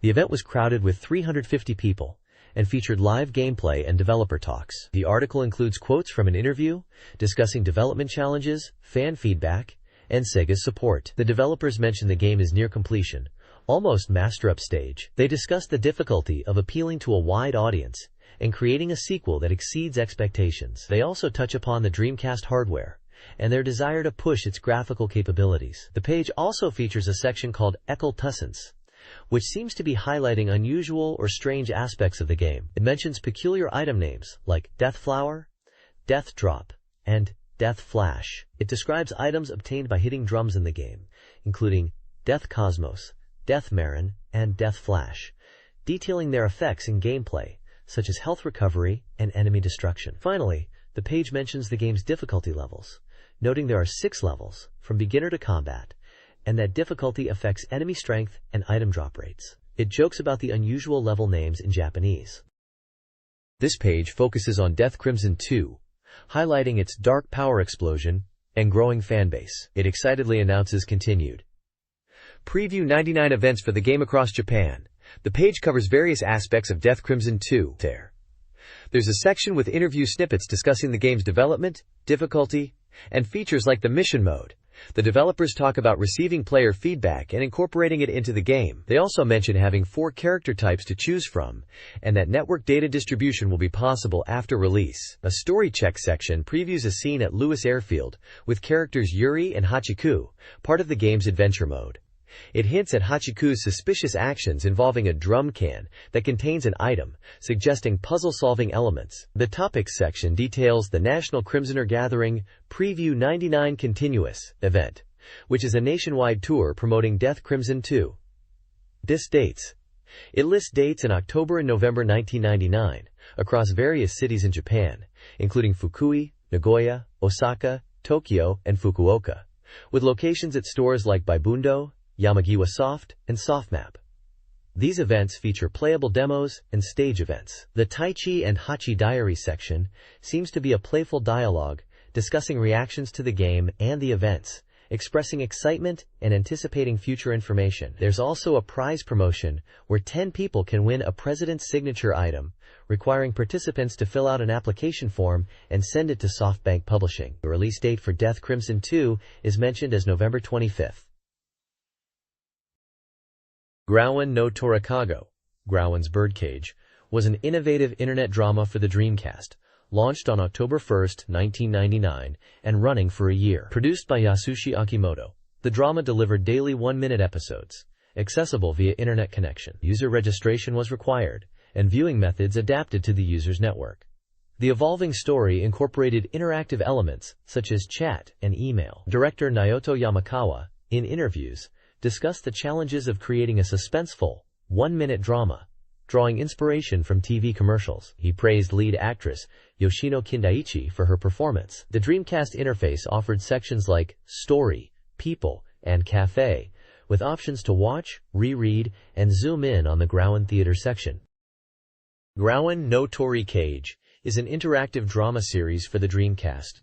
The story follows 16-year-old Natsuki Kakuta, who moves into the mysterious Grauenheim mansion in Tokyo in October 1999. The mansion's residents, including Ryuji Kurino, Kyoko Mitani, and others, are bound by a contract with Birdcage. With a year-long deadline, Natsuki must unravel the mystery behind a series of bizarre killings and the residents' connection to Birdcage. The Dreamcast version boasts superior image quality and features 365 episodes, weekly updates, and exclusive content like interviews, including one with lead actress Sayaka Yoshino. The game is produced by Issei Akimoto, Yuji Tamaki, and Ken Fujisawa, with additional related merchandise planned, like a guidebook and photograph collection. This page is a photocomic for D2, showcasing the opening scenes of the game. It's titled D2, Me Too, and is part of a weekly series to further enjoy D2. The page mentions that D2 was released on December 23rd, priced at 6,800 yen, 4 discs, and is a cinematic RPG compatible with peripherals, playable by one player. The text highlights the game's blend of uncontrollable fear and kitsch, aiming to unlock a new world in D2. It focuses on the worldview and characters to help players feel closer to the game, offering a playful and helpful guide. The photocomic depicts scenes from the beginning of D2, labeled Scene 0 Accident and Scene 1 First Tragedy. It starts with a peaceful airplane scene, and then things quickly escalate with explosions and chaos. There are shots of characters reacting to the unfolding events, including a little girl and a man with sunglasses. One panel shows a close-up of a dismembered head. The dialogue includes phrases like, "So," "Bang," "Oh," "Jesus," "Celebrate," "O," "H," "Uwa," "D," "D," "O," "O," "S," "U," "U," "Hey," "Be quiet," "Ha," "That person," "EHH," "Uwan," "Shh." The text in panel 9 mentions, "The second shadow of destruction is about to appear. Shadow of destruction." Panel 15 says, "Everything is for destruction." And panel 19 says, "Don't cry." Panel 24 is simply, "Ha!" The article aims to give players a deeper understanding and appreciation of D2's world and characters through this photocomic format. This page of the magazine presents Scene 2, titled Second Tragedy, of a comic strip. The comic depicts a dramatic sequence on an airplane. It starts with a man pointing a gun, firing, and then being attacked from behind. We then see close-up shots of a compact mirror or device being examined. The device seems to show a plane icon and is used to trigger an explosion inside the airplane, leading to its destruction and crash. The comic ends with, "To be continued, ACT.3. The scene is visually intense with action and suspense. This page introduces Laura Parton from D2 as part of the D-Series characters file. Laura, age 32, is the protagonist of D2 and the third Laura in the series, following the characters from D no Shokutaku, and Enemy Zero. Although she rarely speaks, her facial expressions are now more expressive. The page includes an interview with Mr. Imino, discussing the design of Laura. He explains that the name Laura was chosen for its beauty, sound, ease of pronunciation, and international appeal, fitting for a tragic heroine. This Laura is his favorite among the 3 iterations, designed with a European feel and a more mature, motherly aspect, which is unusual for game protagonists. He mentions the challenges in directing her acting due to her taciturn nature, avoiding excessive actions that could appear comical. He also explains the practical decision to keep her outfit consistent across environments, rather than adding clothing changes for snow or space settings for gameplay reasons. Development screenshots showcase the 3D model of Laura in 3D Studio MX, emphasizing the high polygon count on her hands and head. One image shows the wireframe model, while the other displays the textured version. The Tokyo Game Show 99 Autumn event featured a D2 theater booth promoting the upcoming Dreamcast game D2. The booth, designed like a movie theater, offered attendees a preview of the game. Snowmobiles and staff dressed as game characters greeted visitors, while inside, Lighting enhanced the immersive presentation. Numbered tickets granted access, and interactive elements, such as tournaments and giveaways, entertained those waiting. D2 The Chance Corner offered quizzes and prizes. A key feature was the Prophecy of Fate contest, where readers could predict the fates, live or die, colored red or green, of 8 D2 characters: Laura, Kimberly, Parker, Jenny, Debit, Larry, and Cliff and Andrews. Predictions, submitted via mail-in form by December 22nd, could win prizes for correctly forecasting all characters' outcomes. This page is an advertisement for the official strategy guide for the Dreamcast game Espionagents Industrial Agents for Active Espionage, which was released internationally as ESPIONAGEENTS. The advert highlights that the guide is essential for mission success and boasts features such as 3D maps, strategy flowcharts to conquer difficult missions, recommended agents for each mission, and coverage of all events. It also lists the price as 1,800 yen plus tax, mentions it's an A5 size book with 136 pages, and that it's published by SoftBank Publishing. This reader submission page features several sections covering Dreamcast-related topics. Space Channel 46 discusses gameplay in Space Channel 5, and a reader's anecdote about a game purchase mishap. Uzumaki Sisters with Cat introduces characters from Dream Plaza with reader polls. Spiker, Espionage Agents, details a reader's anticipation for the game. Big Pinch Button presents a suggestion for a panic button and reminisces about game controllers. Dreamcast Main Unit describes a user's infrequent use of the console and contemplation of purchasing software. Lastly, Sound Game showcases pop-in music, featuring Mimi and Nyami, discussing related music and popularity. This page highlights reader contributions related to Sega's visual memory, VM, and artwork submissions. In Uzumaki, readers discuss VM shortcomings. 1 criticizes battery life, cost, and memory, humorously requesting a cheaper version. Another questions other owners on how many they have, and finds them inconvenient, suggesting paint customization. The Idea Corner features a VM remodeling plan, with handheld and pad console designs aiming to improve battery life. Illustration Garden showcases winter sports-themed art from various prefectures, including pieces referencing Space Channel 5, Death Crimson, Soul Calibur, Sonic the Hedgehog, Mercenaries' Pretty End of the Century, and Dance Dance Revolution. This page seems to be a reader submission section, showcasing fan-created content for Dreamcast Magazine. There's a section highlighting new clothing designs by a reader, alongside a cute, Crystal Chara character drawing. A Playful Wins section features an illustration of anime characters and text, referencing the Guru Guru Power series, answering questions about it. A section titled Uzuma Manga announces a new serialized manga, and humorously asks readers to send in confessions about whether they have ever put their sister's underwear on their head. There are also several short comic strips. One is titled Nekomame's Scroll, another Life's 100th Form, which seems to depict a humorous scene with bloody clothes and someone washing underwear. A third comic is called Offensive Technique, Human-like Scroll, showing a comedic action scene. Reader artwork includes a girl character referred to as Suki-kun, described as a new heroine. Another submission is a drawing of the monkey character from Samba de Amigo, with a comment about wanting to play the game with a girlfriend. Finally, a section mentions the game Ready to Rumble Boxing, alongside Samba de Amigo and Space Channel 5. It suggests these titles were announced at a recent game show, and that the editorial team found the idea of a Moroboshi person, or alien person, quite funny, indicating it was a popular topic at the time. It concludes by saying this Moroboshi person joke is gaining popularity.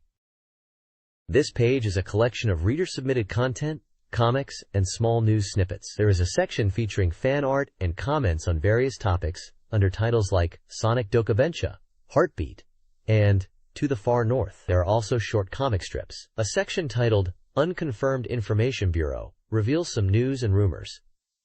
Space Channel 5 is mentioned with details about zombies and enemy characters, and the game Eternal Arcadia is noted to be getting a rudder controller accessory. There's also talk of Warp secretly developing a game called Eno Crisis, where a giant president goes on a rampage, and a sequel to Stand By Say You called Stand By Hi You, supervised by Hiroshi Fujioka. Finally, Senshi 2 is mentioned with an opening featuring dancers inspired by Dragon Ash. The page also includes submission guidelines for readers who want to contribute to the magazine, and details about the publisher, SoftBank Publishing, and the magazine title, Dreamcast Magazine.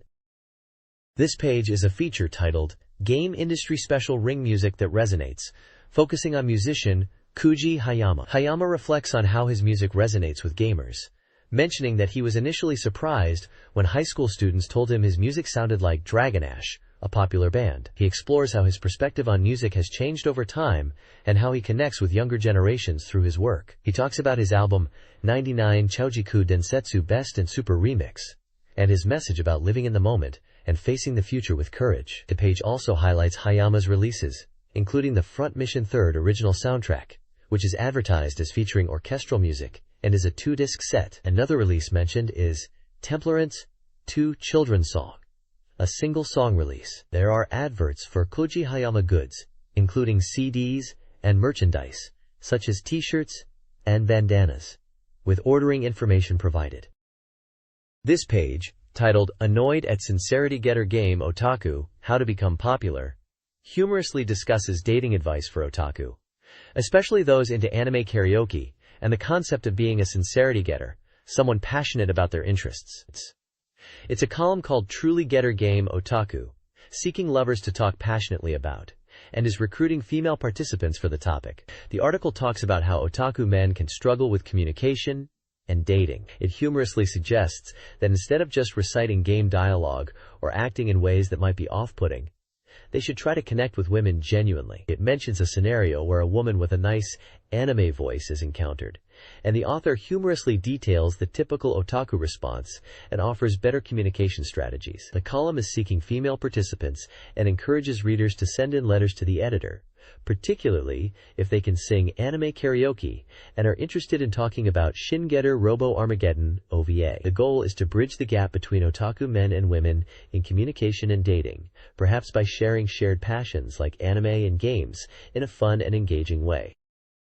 This page features articles and an advertisement for a Cobra 2000 calendar. One article, Dreamcast Detective Squad, by Masaya Nakahara, discusses Shutoku Battle, highlighting the game's immersive and unsettling wild signboards, which evoke feelings of consumer loan pressure. Nakahara praises the game's network battles and anticipates being compelled to borrow money due to the game's atmosphere. Another section, Sotokanda Game Anthology, explores the impact of game consoles, referencing the Dreamcast's success and comparing it to the PS2's DVD market, accompanied by a cartoon. Finally, Game Shop, Backside of the Backside, begins a series titled Consideration on Ultimate Games, written by Tetsuhiko Shimakawa. It contemplates the concept of an ultimate game, so addictive it consumes players entirely, potentially requiring rescue teams to intervene.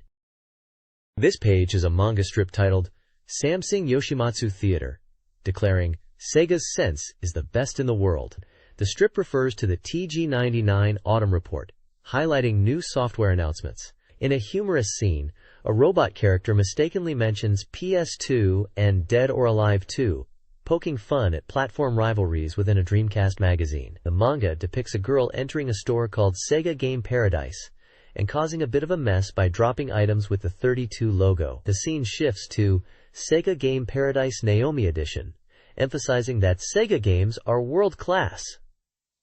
The characters are introduced as Naomi and a robot named Harness. At the bottom, there's information about the manga artist, Samsung Yoshimatsu, a well-known anime creator, and an upcoming book release in October titled Sega Games Are the Best in the World, compiling works from magazines like Tech Saturn and Comic Dragon. This page is a column titled Black or Column by Fumio Kurokawa, discussing the Tokyo Game Show and focusing on impressions of the PlayStation 2 and Dreamcast. The article starts by mentioning the hype surrounding Sony's PlayStation 2 presentation at the show. The author reflects on the event, noting that while September was full of events, this Tokyo Game Show was particularly significant. The column mentions games like Gran Turismo 2000, which is likely Gran Turismo 2, Metropolitan Highway Battle, Shutoku Battle in Japan, and the Shenmue Passport for Dreamcast. It describes the impressive presentation of the PlayStation 2, with a glass-enclosed booth displaying the console. The author also mentions that, quote, D2 was showcased in a theater within the booth, featuring impressive female performers. Additionally, Sega's booth highlighted games like Cybertroopers Virtual On Oratorio Tangram, noting its popularity. The author comments on the release dates of games and the competition in the market. The bottom of the page includes a profile of Fumio Kurokawa, stating he was born in 1960, has a background in music and film, and has worked with Sega AM2 on the VF series, Virtua Fighter series. It also notes that he was a software promotion producer last year, and remains busy even on the first day of the Tokyo Game Show. This page is all about upcoming anime and drama CDs.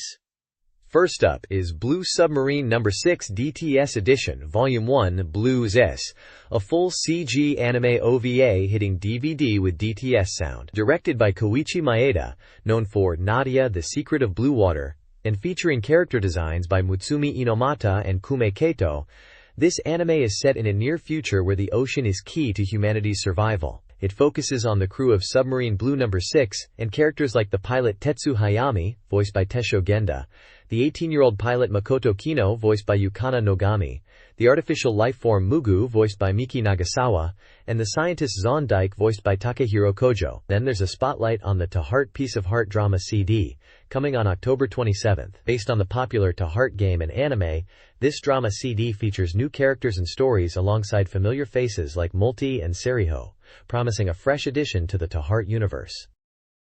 This page of the magazine is titled Satellite Channel Check and highlights upcoming anime releases on DVD and for TV broadcast. The page features several anime titles. Collector Yui Folder 2 is announced for DVD and video release on October 1st. Southern Sea Adventure Neoranga Volume 9 is scheduled for DVD and video release on October 6th. As and Her Circumstances Term 7 is coming to DVD and video on October 8th. Betterman S3 will be released on DVD, LD, and VHS on October 21st. Bub and Bob Cha-Cha 1 is set for DVD and video release on October 25th. Heavenly Angel Tenten-kun 1 is also scheduled for DVD and video release on October 20th. Movie version Mobile Battleship Nadesico, The Prince of Darkness, is announced for DVD release on October 22nd. Flanders Dog Volume 8 is coming to DVD on October 25th. Trigun D1 is also set for DVD release on October 21st. Finally, Road to Lodos War Night of Heroes DVD BOX2 is announced for DVD release on October 25th. Additionally, the page highlights TV broadcasts for The Big O starting October 13th on WOWOW and Key the Metal Idol beginning October 2nd on Family Theater and other channels.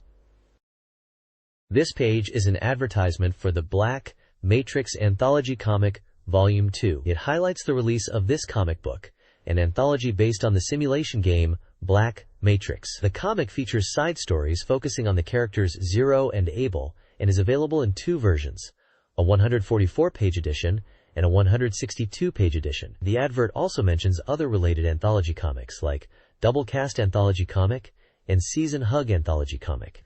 The artwork features manga-style characters from the Black Matrix universe. It also mentions the names of several contributing manga artists. This page is a manga column by Takenoto Izumi titled Iroiro Desu. It's a humorous story about the author's cat who went missing for 3 months but was found near their home. The cat kept running away because of stray cats in the area. To solve the problem, the author started setting up a trap to catch the stray cats. After about 5 days of trapping stray cats, they accidentally caught their own cat. They took the injured cat to the vet, and thankfully it recovered its personality. Now, the cat is wearing a net collar, which the author humorously compares to an Apollo astronaut helmet. At the bottom of the page, there's information on sending fan letters to Takenoto Izumi, and an announcement about the postponement of a previously mentioned autograph session. This column is featured in Dreamcast Magazine issue number 20.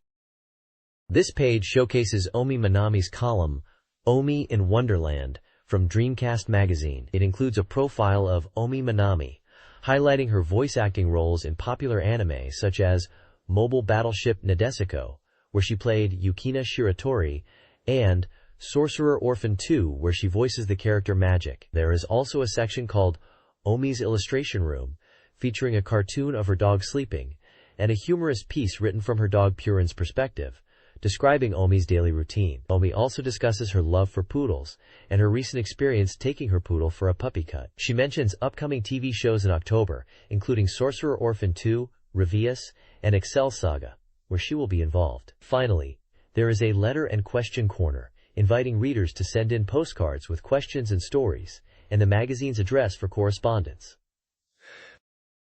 This page is an advertisement from the retailer Santa, showcasing a wide range of games and accessories available for purchase. It heavily features new software for the Dreamcast, including titles like Pop Music 2, Time Stalkers, Climax Landers in Japan, Sonic Adventure International, and the highly anticipated Shenmue Chapter 1, Yokosuka, known simply as Shenmue internationally, alongside many Japan-exclusive titles. Dreamcast peripherals such as the keyboard, controller, VMU, Rumble Pack, and racing controller are also advertised. For Sega Saturn, new software like Saturn Bomberman Fight and Sonic 3D Blast are listed, in addition to peripherals like twin sticks and various joypads. A section called Teleca Corner offers budget-priced Saturn games. The advert also includes listings for new PlayStation and Game Boy software, plus a selection of Mega Drive, Mega CD, Game Gear, and even 32X titles, covering a wide range of retro Sega and other consoles games and accessories available at Santa. The page concludes with ordering information by phone or fax, detailing payment and shipping methods, with a standard delivery fee of 400 yen. The next page provides instructions on how to fill out the magazine survey, including examples of good and bad answer entries. The survey itself asks for reader demographics such as gender, age, occupation, and frequently read magazines. It then asks about reader opinions on the current issue's cover, desired article content, Dreamcast software ownership, favorite articles from the current issue, and current and future hardware ownership plans. The page also features 3 tables. Table 1 lists the articles in the current magazine, covering various topics such as weekly news, developer interviews, game reviews, event reports, and columns. Table 2 is a hardware list containing various game consoles and peripherals from different manufacturers like Sega Saturn, Dreamcast, PlayStation, Nintendo 64, and even PCs and DVD players. Table 3 is a massive list of Dreamcast software titles, showcasing a wide variety of games available for the console. The next page is all about the latest Dreamcast news and game guides. At the top, under Dreamcast Hot Information, it's listing some upcoming titles. Zombie Revenge, Marionette Company, Plus Plum, and Rayman 2 are mentioned as new releases. There's also talk of Japanese games like Tanaka Torihiko no Uru Tora Ryu Shogi and Pro Mahjong Kiwami D. Below that, the Dreamcast Soft Complete Guide section highlights in-depth strategy guides for games. Black Matrix AD, Time Stalkers, Cool Borders Burn, and Soul Calibur are featured, along with strategy information for the Japanese baseball simulation game Pro Yaku Team wo Tsukuru, the Japanese game Mahoroshi Tsukio, and the wrestling title Shin Nippon Pro Wrestling Tukon Retsuden 4. Zombie Revenge, a Dreamcast game by Sega slated for release on October 28th, is 75% complete. The game will cost 5,800 yen and supports 12 players, arcade sticks, VGA, and VM. A scoop feature allows for character training via the VM, involving feeding and development. New beginner-friendly techniques are also introduced. Key moves include a forward roll, X plus Y, for dodging and attacking, a rear attack, X plus B, an all-direction attack, X plus Y plus B, that's invincible but drains health, hold commands for counterattacks, and guard attacks triggered by pressing B during zombie attacks. Episode 1 features a giant zombie boss, while Episode 2 introduces a new area. Defeating the Episode 1 boss requires patience. Floppy disk content, possibly involving Yoko, hints at story elements. The demo version is only playable up to the described point. This page previews The House of the Dead 2 on Dreamcast, highlighting Episode 2, which takes place in the industrial sewage area. The page emphasizes the game's grotesque graphics and zombie portrayal, showcasing the eerie atmosphere of the sewers filled with foul smells and hordes of zombies. It introduces 2 bosses, Worm Headlan and Shell Hedron, described as bipedal plant-like creatures, and UDS-05, a particularly nasty zombie with bioelectric discharge abilities. Screenshots illustrate intense gameplay moments, including boss battles with earthquake attacks and dangerous electric discharges, emphasizing the need for strategic play to survive these encounters. The article notes the impressive visual effects on the Dreamcast, particularly for the bioelectric discharge attacks. This page is a preview for the Dreamcast game Marionette Company. It's described as a human-like nurturing android adventure game. The game focuses on communication with a female android named Marionette. The player is a marionette engineer, and the goal is to make Marionette more human. The game is a communication adventure with the aim of raising the Kizuna value parameter over 6 months through various events and daily interactions. The game is set for release on October 7th and priced at 6,800 yen. It's described as a micro-cabin communication adventure with visual memory support. The page also introduces 2 other female characters aside from Marionette. Konoko Imanaka, a seemingly self-centered high school student, and Mayumi Kazuhaya, a girl hospitalized long-term. Both seem to be involved in the game's story as potential characters the main character will interact with. This page provides a preview for the Dreamcast game Marionette Company. The game centers around customizing and raising a marionette. The page details the daily gameplay flow, which includes waking up and going to work, leaving work, free time, communication, going out to buy items, parts design and creation, and finally, sleep. The gameplay revolves around assembling parts for the marionette, acquiring parts information, purchasing elements, designing and creating parts, and assembling them. You can earn money to buy parts by taking on part development jobs from Yuki, working part-time at Marionette, or playing VM minigames. The game also features customization options for the marionette's appearance, such as hair color and body frame using materials. 2 characters are highlighted. Amatsuyu Yuki, described as a mentor guiding the protagonist in the path of a technician, and Aozora Aiko, introduced as the protagonist's ex-girlfriend. The next page introduces Guru Guru Guland, a puzzle game where the weight of stones is key to victory.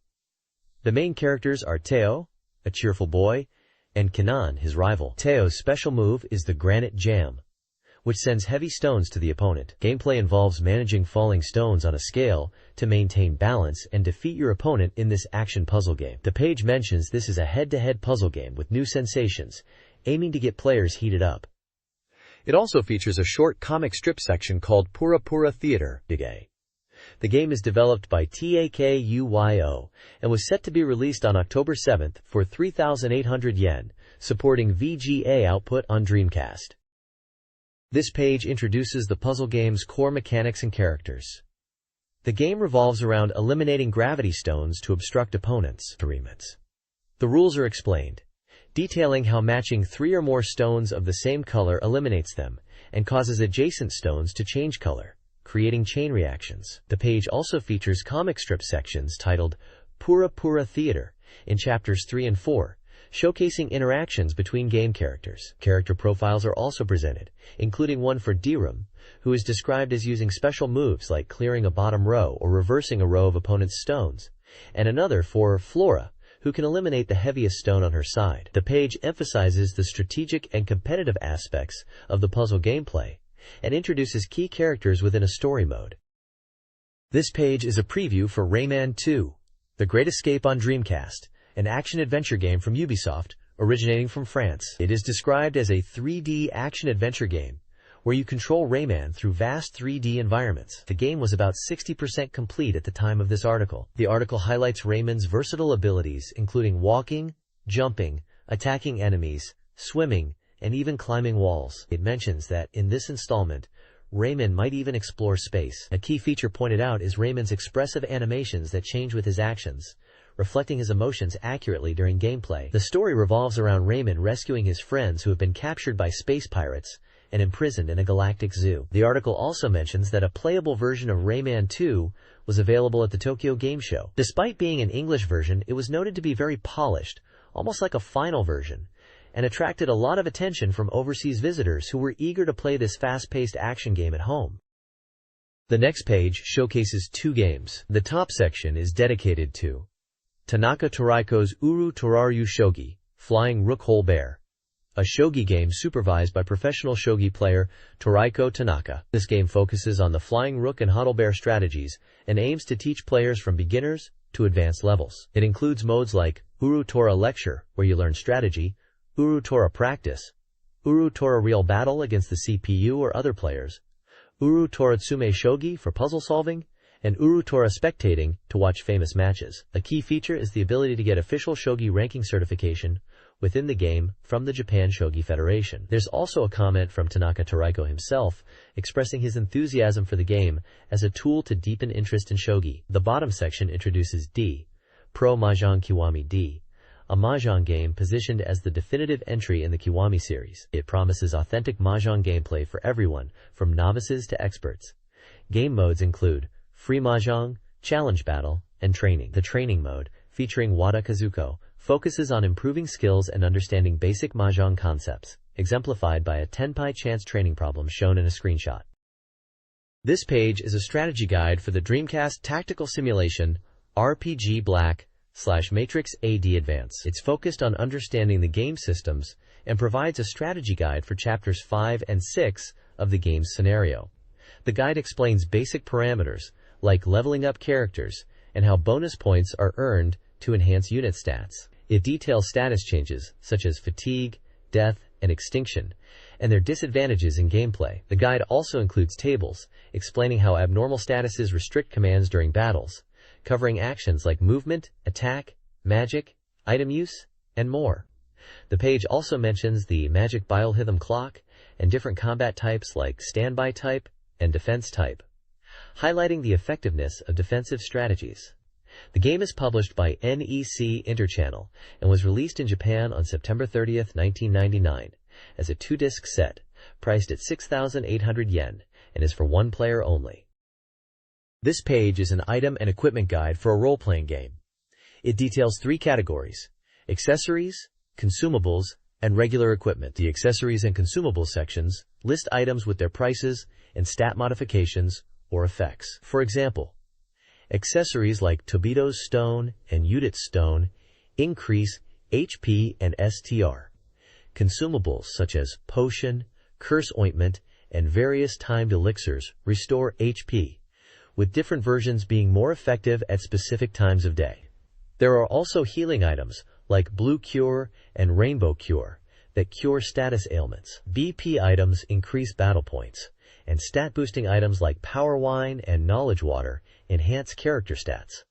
The regular equipment section lists armor and robes with their VIT, DEX, INT stats, and the chapter of the game they become available. Examples include leather clothes, robe, hard leather, chainmail, and more advanced equipment like God's Robe and Lamellar Armor, progressing to higher chotier items such as Judgment Robe and Golden Breastplate, available later in the game. The page also contains a tip about a hidden back shop within the game that offers different items than the regular shops.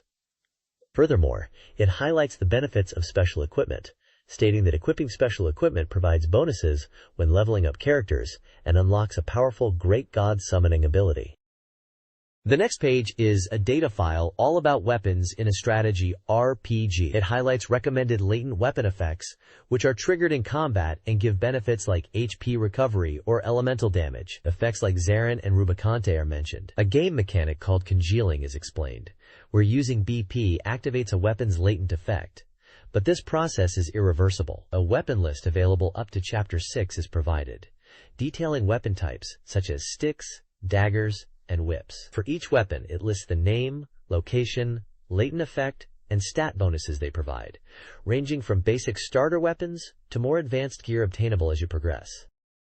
This page is a weapons guide for a role-playing game on the Dreamcast.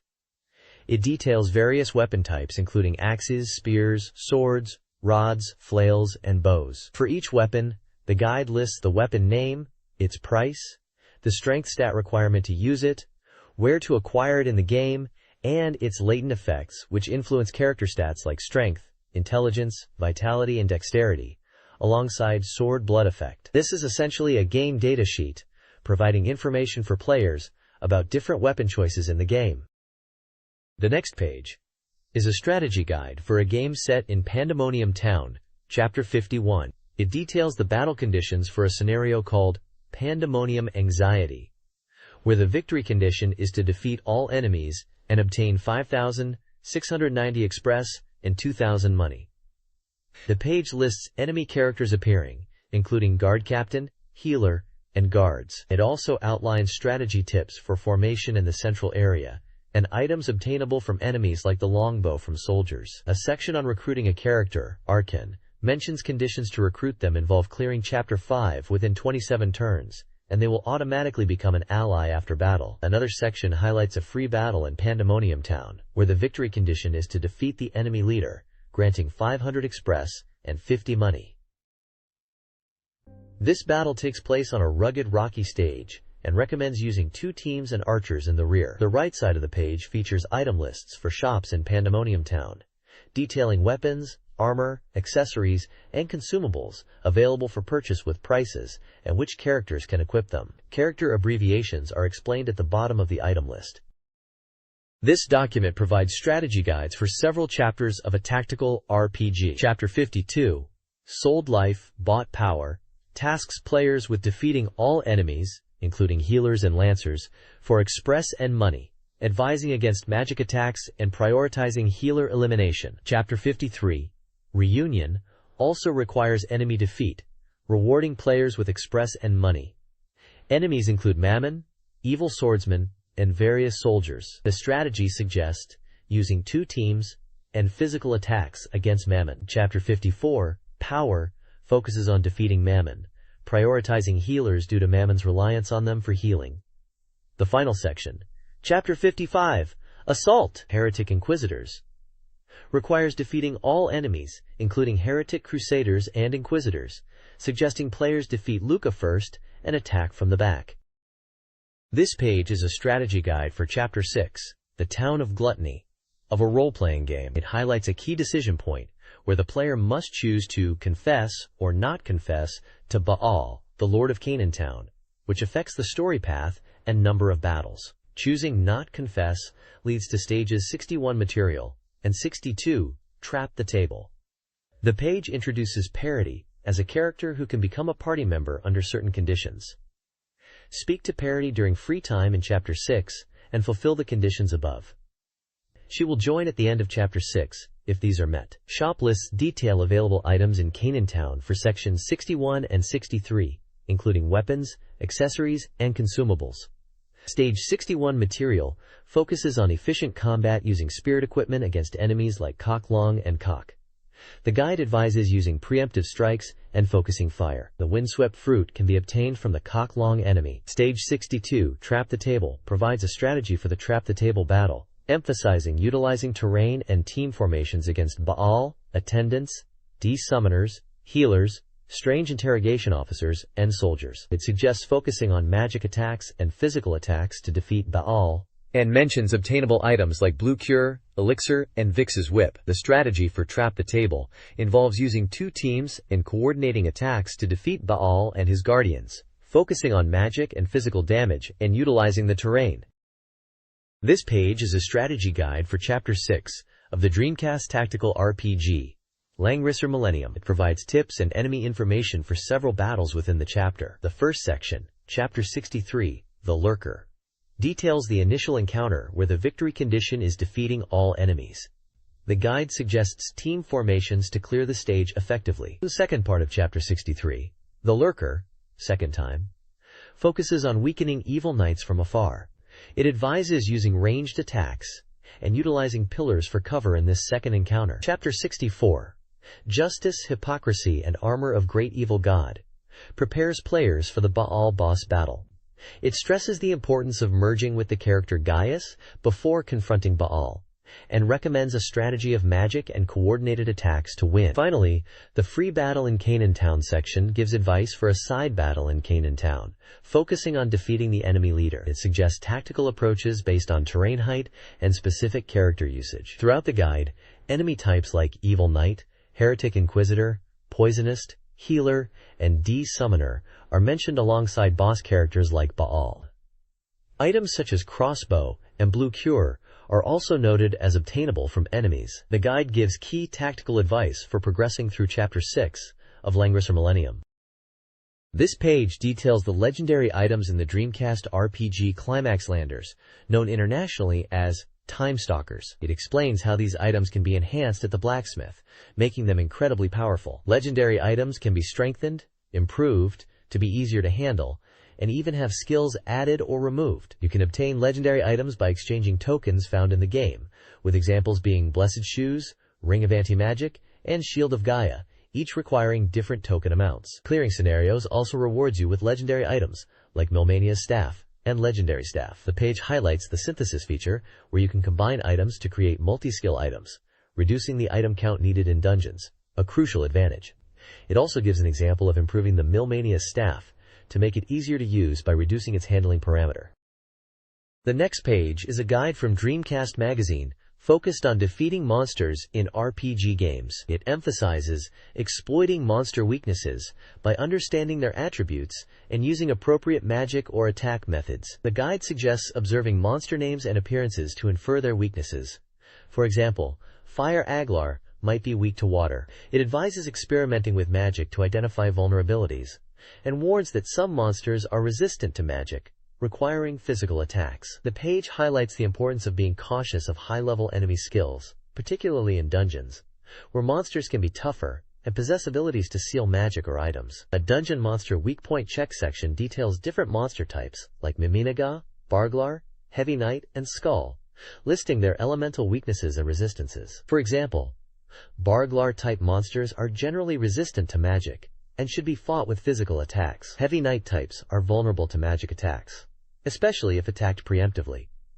Skull types are weak to fire and lightning but strong against ice. The page features gameplay screenshots and a small comic strip offering lighthearted advice related to monster encounters. It generally guides players to strategically approach battles by identifying and exploiting monster weaknesses using magic and skills. This page is a dungeon guide for the last dungeon, noting it has 11 floors, scarce food supplies, and elemental attributes of fire, ice, thunder, and none. It warns of wide floors and high-level monsters, advising players to be cautious of being hungry and to prepare well before exploring. There are floor data tables listing monsters encountered in scenario events and random encounters for each floor, including enemies like goblins, orcs, zombies, sorcerers, golems, and ghosts. The Dungeon Monster Weakness Check 2 section details the vulnerabilities of different monster types such as Stone, Rotten, Unicellular, Sorcerer, Watchdog, and Ghost, advising players to exploit these weaknesses in battle using magic and techniques effectively. The screenshots show typical dungeon exploration gameplay and combat situations. The next page is a strategy guide for a Dreamcast RPG, focusing on the 10th floor of a dungeon where magic and items are restricted. The guide details enemy types encountered on this floor, including Pollen, Serpent, Hatbug, Healer, Tonkachi, and Madam types, providing their elemental attributes and suggesting strategies to defeat them. It also offers advice for the final boss, the Labyrinth King Daedalus, recommending a protracted battle utilizing Mega Heal and physical attacks, noting that the boss will revive with different abilities after the first defeat. The page includes gameplay screenshots, enemy illustrations, and humorous comic strips related to the game's difficulty and player reactions. The next page is about the Dreamcast game, Pro Yaku Team o Tsukuru, also known as Yakutsuku, a sports management simulation game. It focuses on building the strongest baseball team, especially for network battles. The page details the game's player development system, explaining 3 growth types: early blooming, normal, and late blooming. Each type has a graph showing how player ability peaks at different ages, around 27 for early blooming, 32 for normal, and 36 for late blooming. The page describes each type and provides examples of players fitting into each category, like Ishikawa Kenji and Ota Kozo for early blooming types, and Akiyama Koji and Ito Tsutomu for late blooming types. It emphasizes choosing players based on their growth type to create a team that peaks at the right time, especially for tournament participation, suggesting players consider these growth types when building their dream team.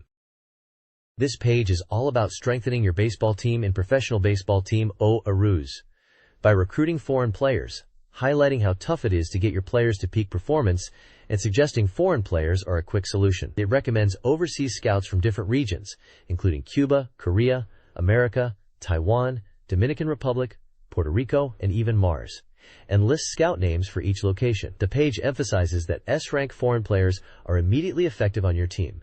It suggests building your team around foreign players for quick improvement. It also details ability UP events, showcasing 2 examples. One event involves special training from an old man, promising an ability boost if you can surpass your seniors. The other is a mountain training event, where a player, guided by a mountain hermit, receives tough training for a month, increasing their abilities. The screenshots show team management interfaces and event scenes within the game.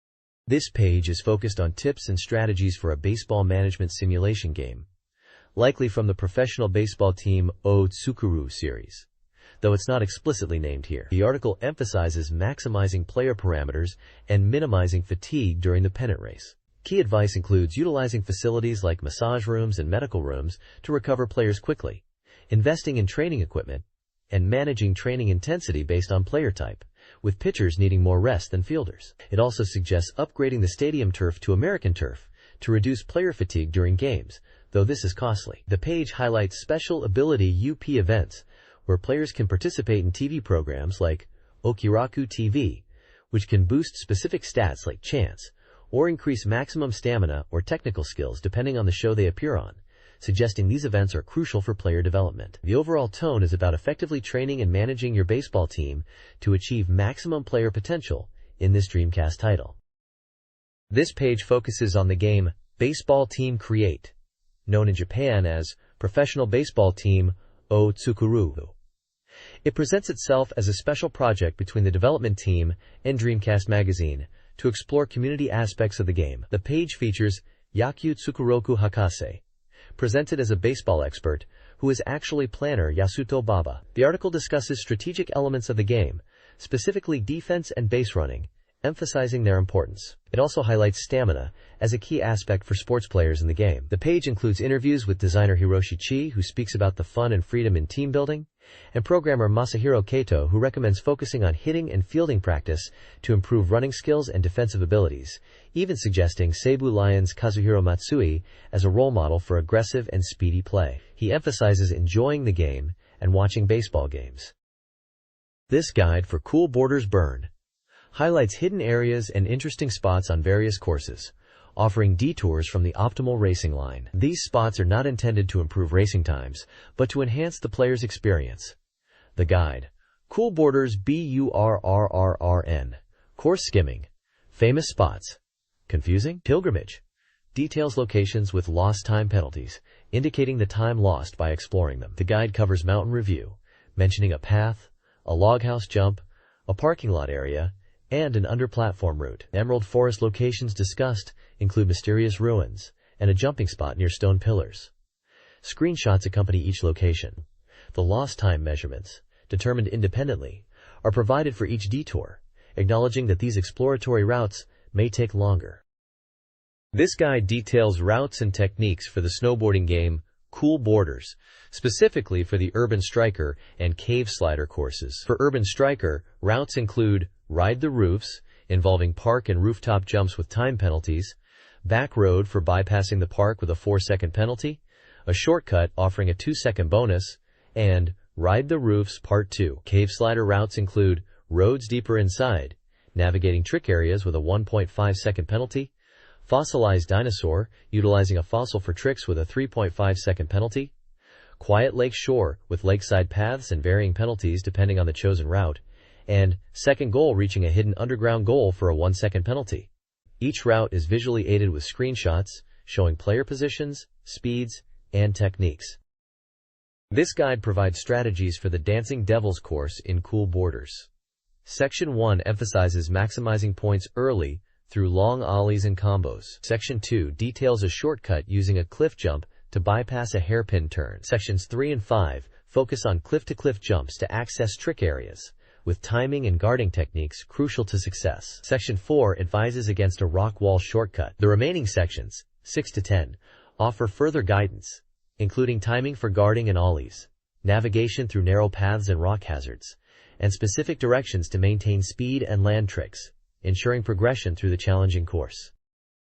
This strategy guide for Cool Borders Burn details course sections 4 to 10. Section 4 advises on trick areas, suggesting Misty 360 degrees plus 2 combos or backspins. Section 5 recommends the upper route for speed. Section 6 focuses on adjusting board direction before ollies. Section 7 emphasizes maintaining speed and suggests Misty 360 degrees plus 2 combos due to limited altitude. Section 8 warns about a surprise train and recommends navigating a gap. Section 9 advises against decelerating when pursued by the train and navigating tight corners. Section 10 covers the final trick area, encouraging early ollies and big combos for extra time. The guide also reveals a scoop. Achieving first place in Course 1 unlocks a sexy female DJ voice. Finally, an announcement regarding the Dreamcast Cup Score Attack competition is made. This page is a strategy guide for the Dreamcast game Maboroshi Tsukiyo, a romance adventure title. The guide focuses on how to successfully interact with the girls in the game and achieve a happy ending. It emphasizes the importance of making the right choices in conversations and actions to increase your good feeling with the characters. The guide is broken down into weekly sections, providing a schedule of events and locations where you can meet girls and raise their affection. It highlights key dates and scenarios, offering advice on how to respond to situations and make choices that will lead to a positive outcome with the girls. For example, it advises on responding positively when asked to go to specific locations and making correct dialogue choices during events. The guide features the character Sakagami Hazuki prominently and details events related to her, such as going to the park or shopping district. Screenshots illustrate various in-game scenes and interactions with the characters as part of the weekly walkthrough. The overall aim of the guide is to help players navigate the game's relationship mechanics and achieve a happy ending with the girls. This guide details how to win over Kanon Sakagami in the Dreamcast game Doki Doki Pretty League, Lovely Star Kanon. It's presented as a weekly walkthrough from June 21st to August 8th. Early weeks involve choosing specific dialogue options like "Don't Wake Her Up" and visiting her in the special classroom to increase affection. Players must follow the canon scenario and avoid options like "Chase after her later." Later weeks include events where Kanon is nearly hit by a car and requires specific responses during test study sessions and in various locations, including the Livish spot. Players must be kind and study hard, leading to a potential date. Week 6 explores Kanon's past trauma, and players should ask why she doesn't eat candy. Week 7 focuses on childhood memories and shaved ice. Success depends on good communication. The guide also reveals how to encounter Tenjo Tamako, another character. To meet her, players need a save file from a bad ending and restart the game. Tamako appears at lunchtime on July 14th. Her role and romance potential are currently unknown, but she is also found in the shopping district on July 18th and 28th. The next page is a strategy guide for the Dreamcast game Sentimental Graffiti 2. This guide focuses on strategy for the character Asagiri Minami. It's broken down into weekly sections, starting from the week of June 21st to the week of August 8th. Each week provides gameplay tips on how to progress and raise Minami's affection. For example, in the week of June 21st to 27th, it suggests choosing answers that reflect Minami's strong will and to avoid being forceful. The guide points out key event dates and locations, like going to school on June 24th and the park on June 26th. It also highlights dialogue choices that impact Minami's affection. Later weeks from June 28th to July 4th discuss encounters at a coffee shop and the importance of understanding Minami's feelings. The week of July 5th to 11th mentions less important events, but advises to meet Minami in various locations, like shopping streets and school, to increase affection. The guide continues week by week, detailing where and when to meet Minami, and giving advice on dialogue choices to achieve a good ending with her route in Sentimental Graffiti 2. Screenshots of the game's scenes and dialogue are included throughout the guide to illustrate the points being made. This page is a strategy guide for a dating sim game, focusing on the character Riho. The guide emphasizes showing compassion and kindness to Riho, noting that she is sensitive and prone to losing confidence. It advises players to be careful with their dialogue choices, as careless options can lead to negative outcomes. The guide is structured week by week, starting from June 21st and going up to August 8th, and then beyond August 9th. Each week section provides specific dates and instructions on how to interact with Riho to progress her storyline. For example, week 1 mentions initial dialogue choices, week 2 involves helping Riho in dealing with a sold-out concert ticket, week 3 focuses on rehearsals for a performance and raising Riho's affection, week 4 involves an event at Asami's house and calling Riho, week 5 highlights meeting an important character related to Riho's scenario and checking on Riho, week 6 discusses summer vacation and dates, week 7 introduces another character named Chris and the start of cohabitation, and week 8 deals with a small misunderstanding. The guide ultimately aims to help players achieve a happy ending with Riho by making the correct choices throughout the game. This page showcases the mission battle mode Hidden Missions in Soul Calibur. It highlights several missions with different difficulty levels and challenges. These include Pitfall/Mud Swamp, where taking damage impairs vision and requires aggressive play. Style Hidden Dojo First Floor, with opponents who heavily guard, requiring players to break their guard. Style Hidden Dojo second floor with only one opponent but increased speed, demanding fast reactions. 3. Further levels mentioned are Style Hidden Dojo underfloor, Style Hidden Dojo ceiling backside, and Style Hidden Dojo rooftop, although less detailed descriptions are given for these. The page also provides a tip for locating these hidden missions on the map by moving the cursor around until it snaps into place and makes a sound. Screenshots from the game accompany each mission description, providing visual context. The next page is a strategy guide for the text adventure mode in Soul Calibur on Dreamcast. It focuses on Taki's scenario and provides tips for players. The page highlights key points for listening to the talk in the adventure mode and provides a list of Taki's skills with commands and descriptions for each move, including moves like Gale, Suzu, Ren Shingiri, and Shadow Stitch. It emphasizes choosing skills based on the situation and gives advice on fighting the Mad Enchantress. The guide also discusses the sorrow of the ninja and provides advice on decisive moves and what to do when in trouble during the adventure mode. Screenshots illustrate text adventure scenes and combat gameplay. The next page is a strategy guide for the wrestling game Fire Pro Wrestling D, known in Japan as Shin Nippon Pro Wrestling, Tukan Retsuden 4. The guide focuses on training a custom wrestler named Windmill Theory to overcome his weaknesses. The page highlights 3 key areas where Windmill Theory is lacking. Firstly, his striking techniques are too few and weak, with a striking rate of 0% in normal attacks. Secondly, his offensive targets are not focused, meaning he attacks the whole body instead of concentrating on specific areas, leading to longer matches. Thirdly, he lacks finishing moves, specifically submission or pin moves, which again prolongs matches and gives opponents chances to escape. The guide suggests that Windmill Theory needs to improve his striking, focus his attacks on specific body parts like arms or neck, and incorporate more submission holds to secure quicker victories and break his losing streak. Ultimately, it emphasizes the importance of further training and refining his techniques to become a stronger wrestler and achieve success in the game. This page is focused on the Dreamcast game Golden Pro Wrestling.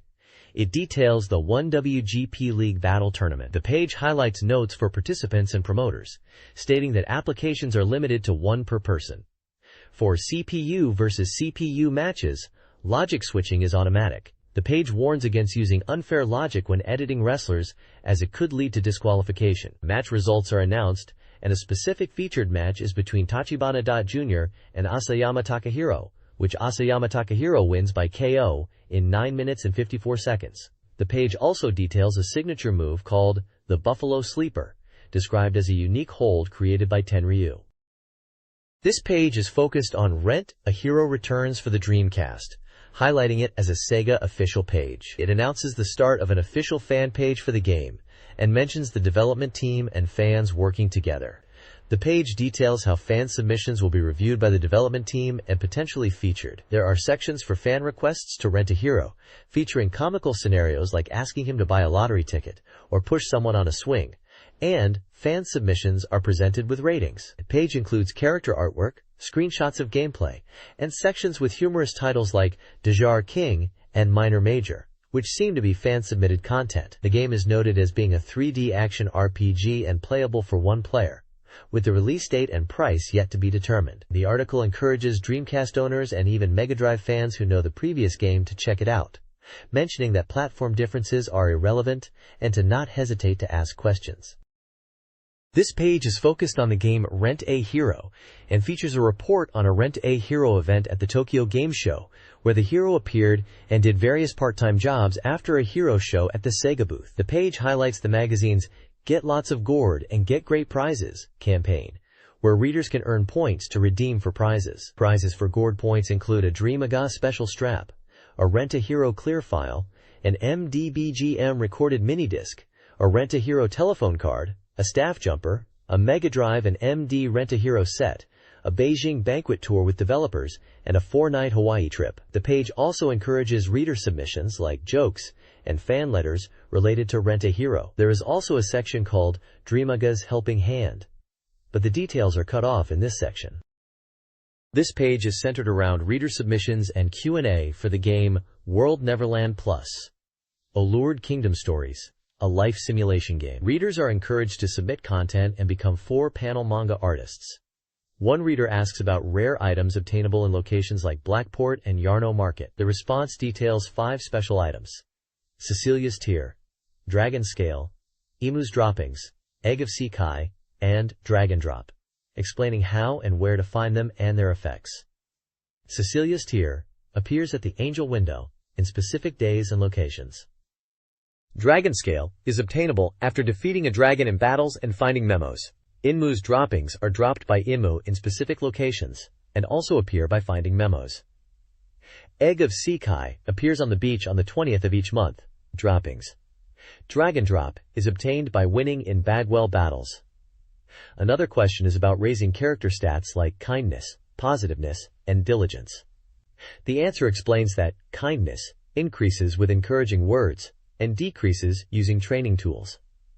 Positiveness rises by actively socializing and falls by isolation. Diligence increases with work and decreases with laziness, and also decreases by drinking only water. The page also features 4-panel manga strips, seemingly based on player experiences in the game, depicting humorous, everyday life scenarios within the game world. This page is dedicated to submissions for a 4-panel manga contest themed around the Old King or Old Kingdom. Readers are encouraged to submit their 4 manga creations. Prizes are offered for selected works, suggesting high-quality submissions will be rewarded. The page provides submission guidelines, including size specifications for the manga panels, and notes that submissions should be in color. It also mentions that professional debut opportunities might be available for exceptional submissions. The page shows examples of 4 manga featuring characters in various humorous situations, such as reacting exaggerately to greetings or discussing items in a game-like context. The submission address is in Tokyo, and an ID number WP00037 is provided for submissions. This page is a manga preview for the game Evolution, The World of Sacred Device. It's episode 22 of a manga series. The manga seems to depict humorous situations with the main characters, Gray and Linear. The dialogue in the manga panels shows Gray and Linear in a jungle or forest environment, possibly in a comical and slightly perilous situation involving exploration or combat. Character introductions on the left introduce Gray as a mag launcher from the rancher family, aiming to become a first-class adventurer, and Linear, a girl with mysterious powers and the daughter of Gray's father's benefactor. The bottom of the page shows game information, including that Evolution, to Faraway Promise, is scheduled for release in January 21st, priced at 5,800 yen, and is for 1 player. It also mentions the platforms are Dreamcast, Sega Saturn, ESP, and Sting as the developers, being an adventure RPG. The page promotes both Evolution, The World of Sacred Device, and Evolution 2, To Faraway Promise. This page is advertising the NAOMI arcade platform and upcoming games for it. The page showcases game screenshots, including Jambo's Safari, a driving game where you hunt animals in a safari jeep, Toy Fighter, a cartoonish fighting game with quirky characters, Outrigger, a futuristic first-person shooter, and Spawn, In the Demon's Hand, a dark and gritty action game. The page also lists a table of upcoming NAOMI games, featuring titles like The House of the Dead 2, Power Stone, Crazy Taxi, Zombie Revenge, Virtua Striker 2, Verpoint 2000, F355 Challenge, Dead or Alive 2, Sega Tetris, Puyo Puyo DA, The Typing of the Dead, and Samba de Amigo, among various other titles mostly released only in Japan, highlighting the diverse range of games available on the NAOMI system at the time. This page is a preview for the arcade game Jambo Safari, a new type of drive action game from Sega, specifically developed by Software Research and Development 3. The page highlights it as a new sensation drive action game. The game is being developed for the Naomi arcade board. It's a single-player game focused on catching animals with a net. There's a director interview section featuring Shinichi Ogasawara from Sega Software R&D3, who talks about the game's development. He mentions that the theme was decided to be animals after considering various ideas. He drew inspiration from 007 and thought about chasing something with a car, leading to the idea of chasing animals in a jeep. He emphasizes the freedom of movement in the game and the unique action of using a shift lever for rope and net controls. He notes that beginners can learn to play in beginner mode. Screenshots show gameplay with a jeep, animals, and a user interface displaying ranger points and time. The game features 2 modes, beginner and expert, and supports up to 4 players. The objective is described as chase animals with a jeep and catch them. Jumbo. Safari is a freely explorable game with 2+ last stages, including Mbaba Plain and Shatani Riverbed. The game features both beginner, 2 stages, and expert modes. Originally complex, the controls were simplified, drawing inspiration from airline pilot interfaces. The game includes 28 animal types, with a focus on southern African species. Players can earn points through gameplay, with a good player scoring around 300,000 points. The developer envisions online play for a home console release and expansion to other continents, including potentially a South Pole stage. The game pushes graphical capabilities with vast environments and features sub-events like helping villagers to earn ranger points. This page introduces the Dreamcast 3D fighting game Toy Fighter, highlighting its unique gameplay systems. It emphasizes the game's dodge button, a dedicated button for evasion, which, when pressed, automatically dodges enemy attacks, offering a new defensive strategy compared to traditional guarding. The control scheme is described as simple, using a lever and 3 buttons: punch, kick, and the dodge button. The game features 9 playable toy characters, each with comical moves and attacks that are visually entertaining, aiming to determine the #1 strongest toy. The page details the unique life point system, distinguishing it from round-based health gauges, and showcases in-game screenshots with action and hit counts. Character profiles are presented for Gushiken, Rue, Symbols, and Piet, briefly describing their fighting styles. This page highlights the Dreamcast game, Toy Fighter. It details the game's point-based victory system, where the first player to reach 5 life points wins, earned by performing different attacks. Strikes give 1 point, throws 2 points, and powerful bomber techniques, 3 points. The page explains the throwing technique's defense system, with a gauge that appears during throws, allowing players to escape or reverse by timing button presses. It also introduces bomber techniques as powerful, point-scoring moves requiring a charge gauge and strategic timing due to their slower execution. Finally, the page showcases the battle circle mechanic, a ring feature enabling special attacks and eliminating ringouts. At the bottom are introductions to several playable characters: Kairuman the Frog, Neigebird the Wind-Up Toy Bird, Hero, Mifune the Dragon Warrior, and Vitamin the Kitchen Maid. Outrigger, a communication action shooter for Dreamcast, developed by Sega's Soft Second Research, features 12 battle stages designed for up to 14 players. This preview highlights 5 stages. Observatory, Quiet Station, Coliseum, and White Base are beginner-friendly, focusing on straightforward layouts and clear pathways. Observatory is a circular observatory with a central telescope. Quiet Station is a nighttime train station. Coliseum is a simple arena. White Base offers a unique icy setting with a frozen submarine. Asian Ruin, a medium difficulty stage, emphasizes atmospheric textures. Designed. Developer comments stress stage design and gameplay balance as crucial elements of the game's experience. This page is showcasing the stages of the Dreamcast game Outrigger Skilts, likely the final stages for the retail version of the game. Each stage is detailed with comments from the designers and concept directors, along with difficulty ratings. The stages featured are Library, described as a beginner-friendly map emphasizing brightness; Old Castle, a standard versus battle stage with simple structure; Busy Station, focusing on evening lighting and player encounters at intersections; Blast Furnace, a tense map with rusty textures and hidden items; Art Museum, featuring paintings and strategic hiding spots; Water Sanctuary, a ruins-themed stage with high and low levels requiring height awareness; and Dark Castle, a very game-oriented map with limited visibility intended for advanced players. The editorial postscript mentions that these are the final stages for the product version, implying the game is nearing release, and the stages offer strategic depth. This page is a preview of the arcade game Spawn: In the Demon's Hand by Capcom.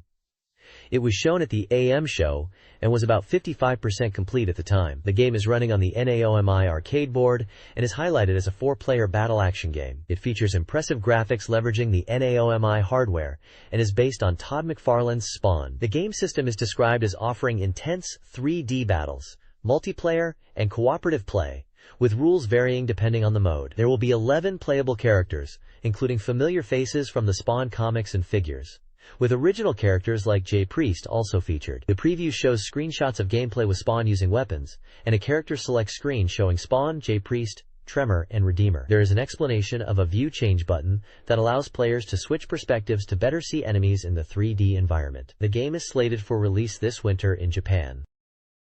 This page is a preview for Spawn, In the Demon's Hand. The page highlights the multiplayer capabilities of the game, stating it supports up to 4 players in network battles, requiring 1 NAOMI board per player. There's a message from Todd McFarlane, the creator of Spawn, who discusses Spawn's evolution from comic book to action figure and now to a video game. He praises Capcom for creating a next-level Spawn experience, emphasizing the interactive 3D world and high-quality graphics thanks to the NAOMI arcade board. He notes the immersive quality of the game, making players feel like they are truly in the Spawn universe. The page details 3 network game modes: VS-CPU Battle for 14 players against computer opponents, Team Battle for 24 players in team-based battles, and Battle Royale for 14 players in a free-for-all deathmatch. The JAMA Show preview section talks about the high degree of freedom and fine-tuning available in the game thanks to the NAOMI hardware. It mentions the graphics are beautiful and character models are well rendered. The preview notes that balancing is still being worked on, particularly regarding player advantages in versus mode and field size, but the core system is nearly complete and adjustments are being made. Character portraits shown are Tiffany, Grace, Brimstone, Clown, Cogliostro, Twitch, and Sam. A gameplay screenshot displays the text, "Destroy your enemy."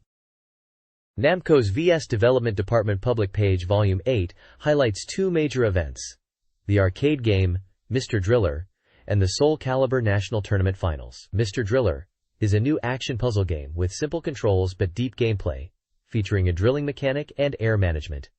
A sticker giveaway is announced. The Soul Calibur Finals took place at the Tokyo Game Show, with Mr. Yamakawa winning the arcade version and BLTPHIVE winning the Dreamcast version. An exhibition match followed.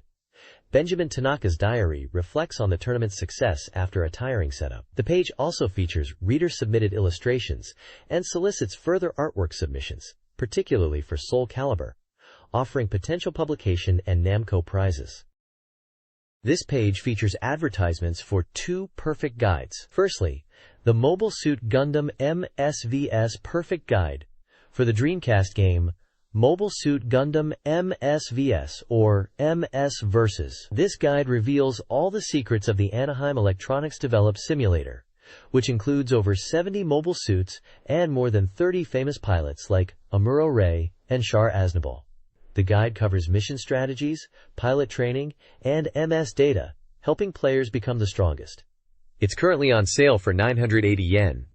Secondly, there's an advertisement for the Terror's Perfect Guide for the game Terrors. This novel simulator blends story and interactivity, and the guide focuses on the best stories from the 5 narratives, showcasing all endings, explaining terror points, and uncovering the true ending hidden in the final chapter. This guide is also on sale for 980 yen. Below these, there is a list of WonderSwan Perfect Guides, including titles like SD Gundam Emotional Jam, Chaos Gear, Unrestrained Souls, Last Stand, Neon Genesis Evangelion, Shito Ikusei, Vice Blade, and Super Robot Wars Compact, all priced around 980 to 1100 yen. A new WonderSwan Perfect Guide for Fighting Cooking Legend Bistro Recipe Wonder Battle Edition is announced for release in October. This page is about the wrestling game Suplex from Dreamcast Magazine. The page highlights the game's detailed graphics, realistic wrestling moves such as German suplex and piledriver, and its focus on competitive gameplay. There are profiles of players, including Suplex Ojisan, who has trained for over 109 hours and favors the facelock and Helldunk hammer moves. The page also mentions weekly champion decisions held at game stores and a giant carnival event. Player comments discuss strategies and the enjoyment of the game, highlighting its simulation aspects and competitive fun. The article culminates with details about the giant carnival tournament, including the schedule for viewing mode and VM battle mode events on October 1st, 2nd, and 3rd, and a participation fee of 100 yen. The giant carnival is described as a grand tournament to decide the Dreamcast's best suplex player. This page from Dreamcast Magazine issue 4, dated October 1st, covers the striking/blow-type division decision for a tournament. It reports on the qualifying rounds of the tournament held on September 19th at the Giant Tornado Nishiguchi store, part of the Dream Game Tournament 99, focusing on the striking and suplex divisions. The article describes the enthusiastic atmosphere and high skill level of the players, noting the advanced techniques used. The winner of the striking division, Macho Wolf, is highlighted, with his comments on aiming to show even more exciting moves and master more techniques in the final tournament. A player profile for someone is shown with striking type style, a practice time of 30 minutes 50 seconds, a friend named Jeffrey, and special moves listed as mounted punch and western lariat. Tournament bracket for Block B is also visible, alongside a screenshot from a wrestling game, possibly Virtual Pro Wrestling 2, showing a move called STF Combo. This page delves into the lore of Virtual on Oratorio Tangram, focusing on the 9th installment titled Spesnif and the Wall of Truth scenario. The article details a dangerous area called the Madness Space Area, a region that tests pilots' minds and perceptions, causing psychological distress and hallucinations. It describes the area as a place where those who traversed it safely were rare. The article then discusses the return of Amber IV, a character who reappeared in VCA4 at the 4th Plant TSC Doranman. Amber IV's return is presented as a significant event, declaring, "I'm back," causing shockwaves to the IBDN company. It mentions past events in the V project, and the overload that led to Amber the RV's disappearance, suggesting a connection to the OMG incident and the involvement of Tristram Riffer, who was seemingly considered dead. Amber the IV's return is seen as a critical turning point, disrupting the balance of power, especially for FR08 and their control over plant factions. The article hints at a larger corporate conflict involving TSC and DN companies, with RNA and DNA playing a role in the narrative, impacting the International War Company. The return of Amber IV is portrayed as a calculated move by FR08 to disrupt the established order and reclaim control within the Virtual On universe. This page showcases the robot design for Cybertroopers Virtual On Oratorio Tangram, developed by Sega in 1998. The page highlights the character design by Hajime Kotoki and features a dynamic close-up of one of the game's mecha units. This page showcases concept art for a mecha design called Spesnif. There are two variations presented, labeled RNA side and DNA side, suggesting different factions or versions of the same mecha in a game, each with distinct color schemes and visual features. The designs look like they are from a mecha action game, or RPG, typical of the Dreamcast era. This page profiles the feared VR, Spesnif, from Cybertroopers Virtual On Oratorio Tangram. Developed by Dr. Azerman for Anbel IV, Spesnif is a late second-generation VR, utilizing RNA, and is known as the pilot killer. Its reputation stems from the EVL binder, a device that amplifies combat power but risks pilot mental instability and machine self-destruction. The binder also emits disruptive noise. Spesnif's primary weapon is the Eye Freezer, a variable launcher with mode size and mode launcher modes.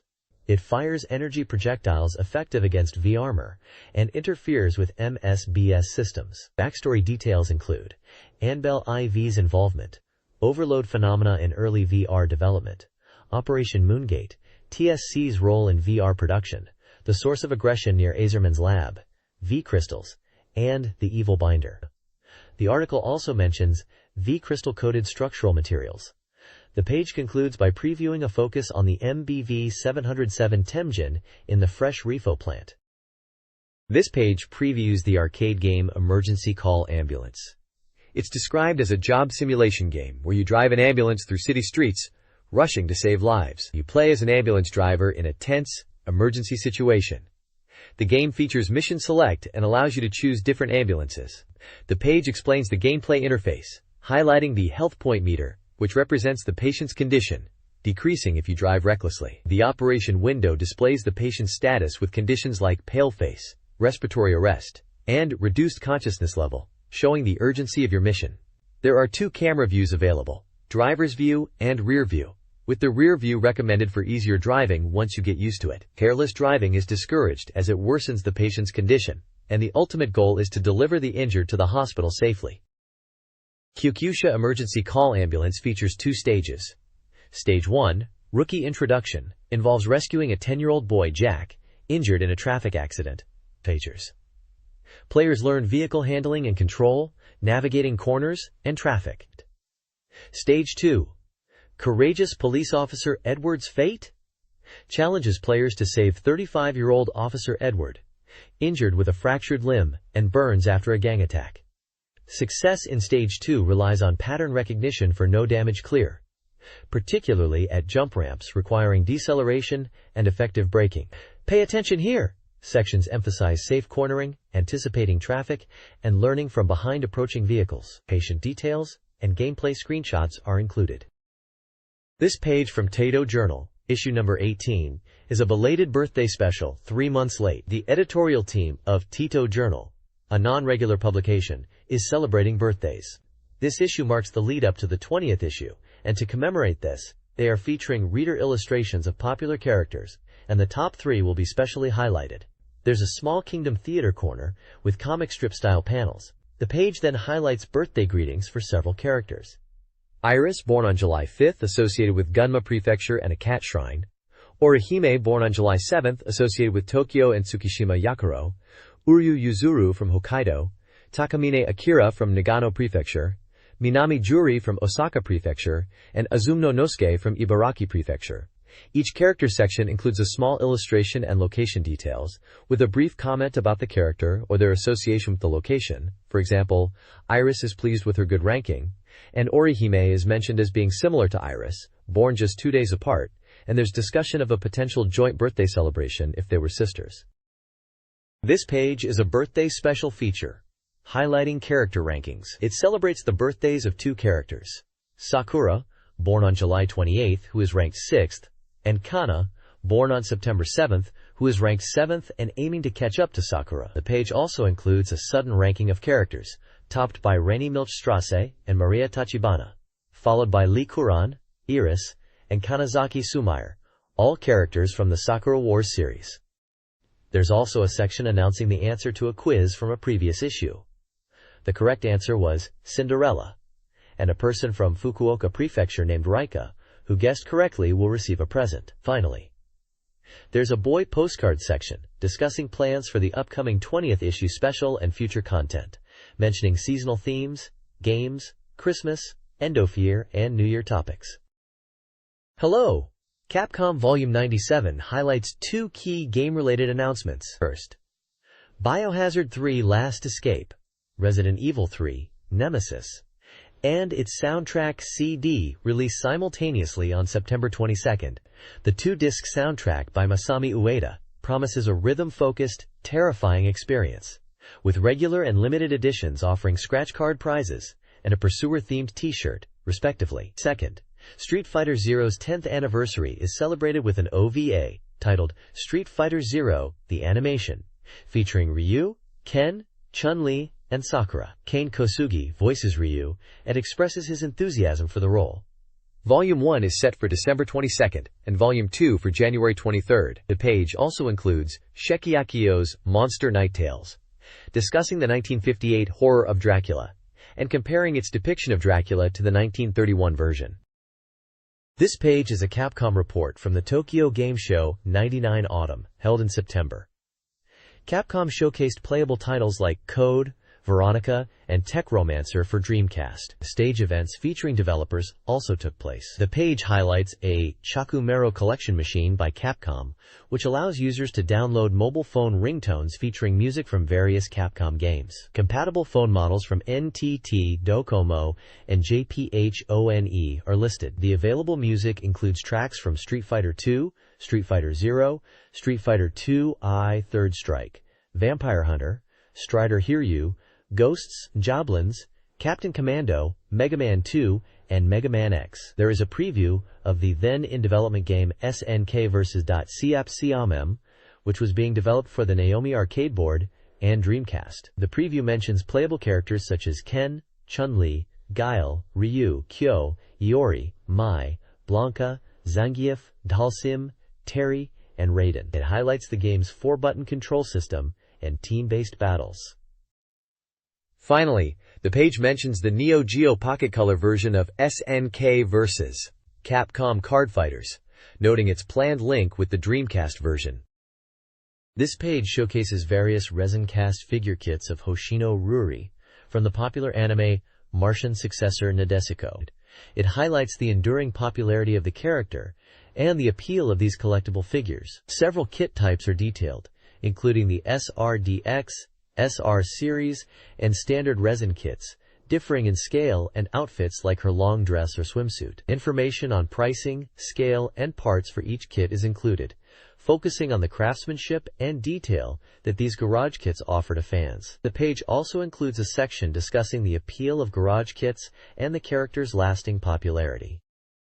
This page highlights the resurgence of classic super alloy robot toys, featuring the super automatic transformation system of the Iron Giant 17, Daitetsu Jin 17, and the Resurrection Edition of Raiden. It mentions these are painted and completed models. There's also a Galley Hall recommendation section, discussing the appeal of collecting super alloy toys and nostalgia for the era. Moving to action figures, the page also announces Sakura Wars 2 Full Action Doll Series from Tsukuda Hobby. The ad spotlights dolls of characters from Sakura Wars 2, including Lenny, Mirhelstras, Soleil, and Lachette, as part of the expanding action doll lineup. Product details like price and release month for both the robot toys and action dolls are also included. Finally, there is a section featuring a reader, Sui-san, from Hyogo Prefecture, who is skilled in crafting dolls, showcasing fan creations.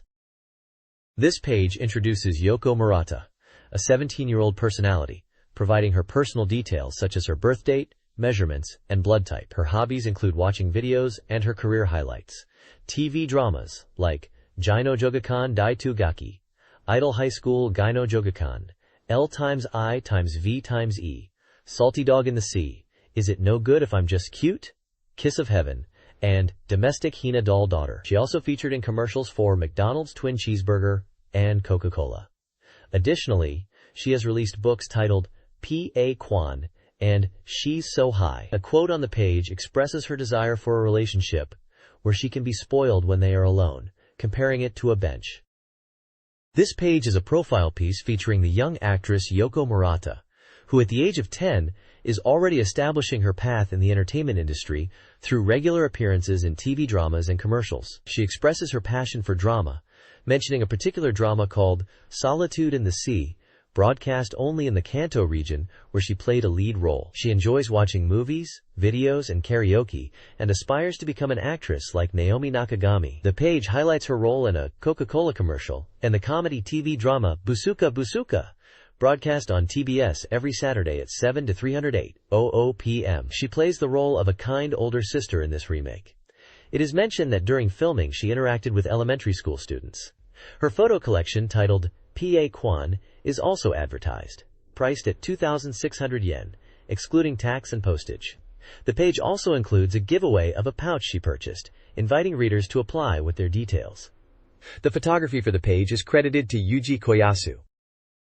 This page covers a heated showdown at the Tokyo Game Show 99 autumn event for the upcoming game Hanagumi Taisen Columns 2. Just ahead of its December release, Red Company's Morioka, known as a charisma promoter, challenged Sega's Kubota, from the publicity team, to a versus match in Hanagumi Taisen Columns 2. Morioka initially tried to challenge Nonaka, but ended up facing Kubota instead. The article humorously describes Morioka's confident attitude and Kubota being somewhat reluctantly drawn into the competition. Despite Kubota's efforts and even resorting to a dramatic shirt removal, Morioka ultimately emerged victorious using a level 4 special attack in a close match. As a reward for readers or attendees, there are presents up for grabs, including character figures, clear files, and a Saturn version of the original Sakura Wars Columns game. The deadline to apply for these prizes is October 14th. This page is dedicated to weekly horoscopes, titled Dreamcast Weekly. It covers the period from October 1st to 7th. Each zodiac sign is listed with predictions for overall luck, love, money, and health. There's also advice for each sign, along with male and female perspectives, and illustrations of zodiac-related characters. The lucky person for this week is listed as V.F. Chen-san from Virtual Fighter. The page includes a color-coded key for the horoscope predictions: red for excellent, green for normal, and blue for okay. This page presents a Reader's Prize giveaway from Dreamcast Magazine. There are 4 prize categories available to readers who answer a questionnaire and apply by October 14th. The first prize is Dreamcast software.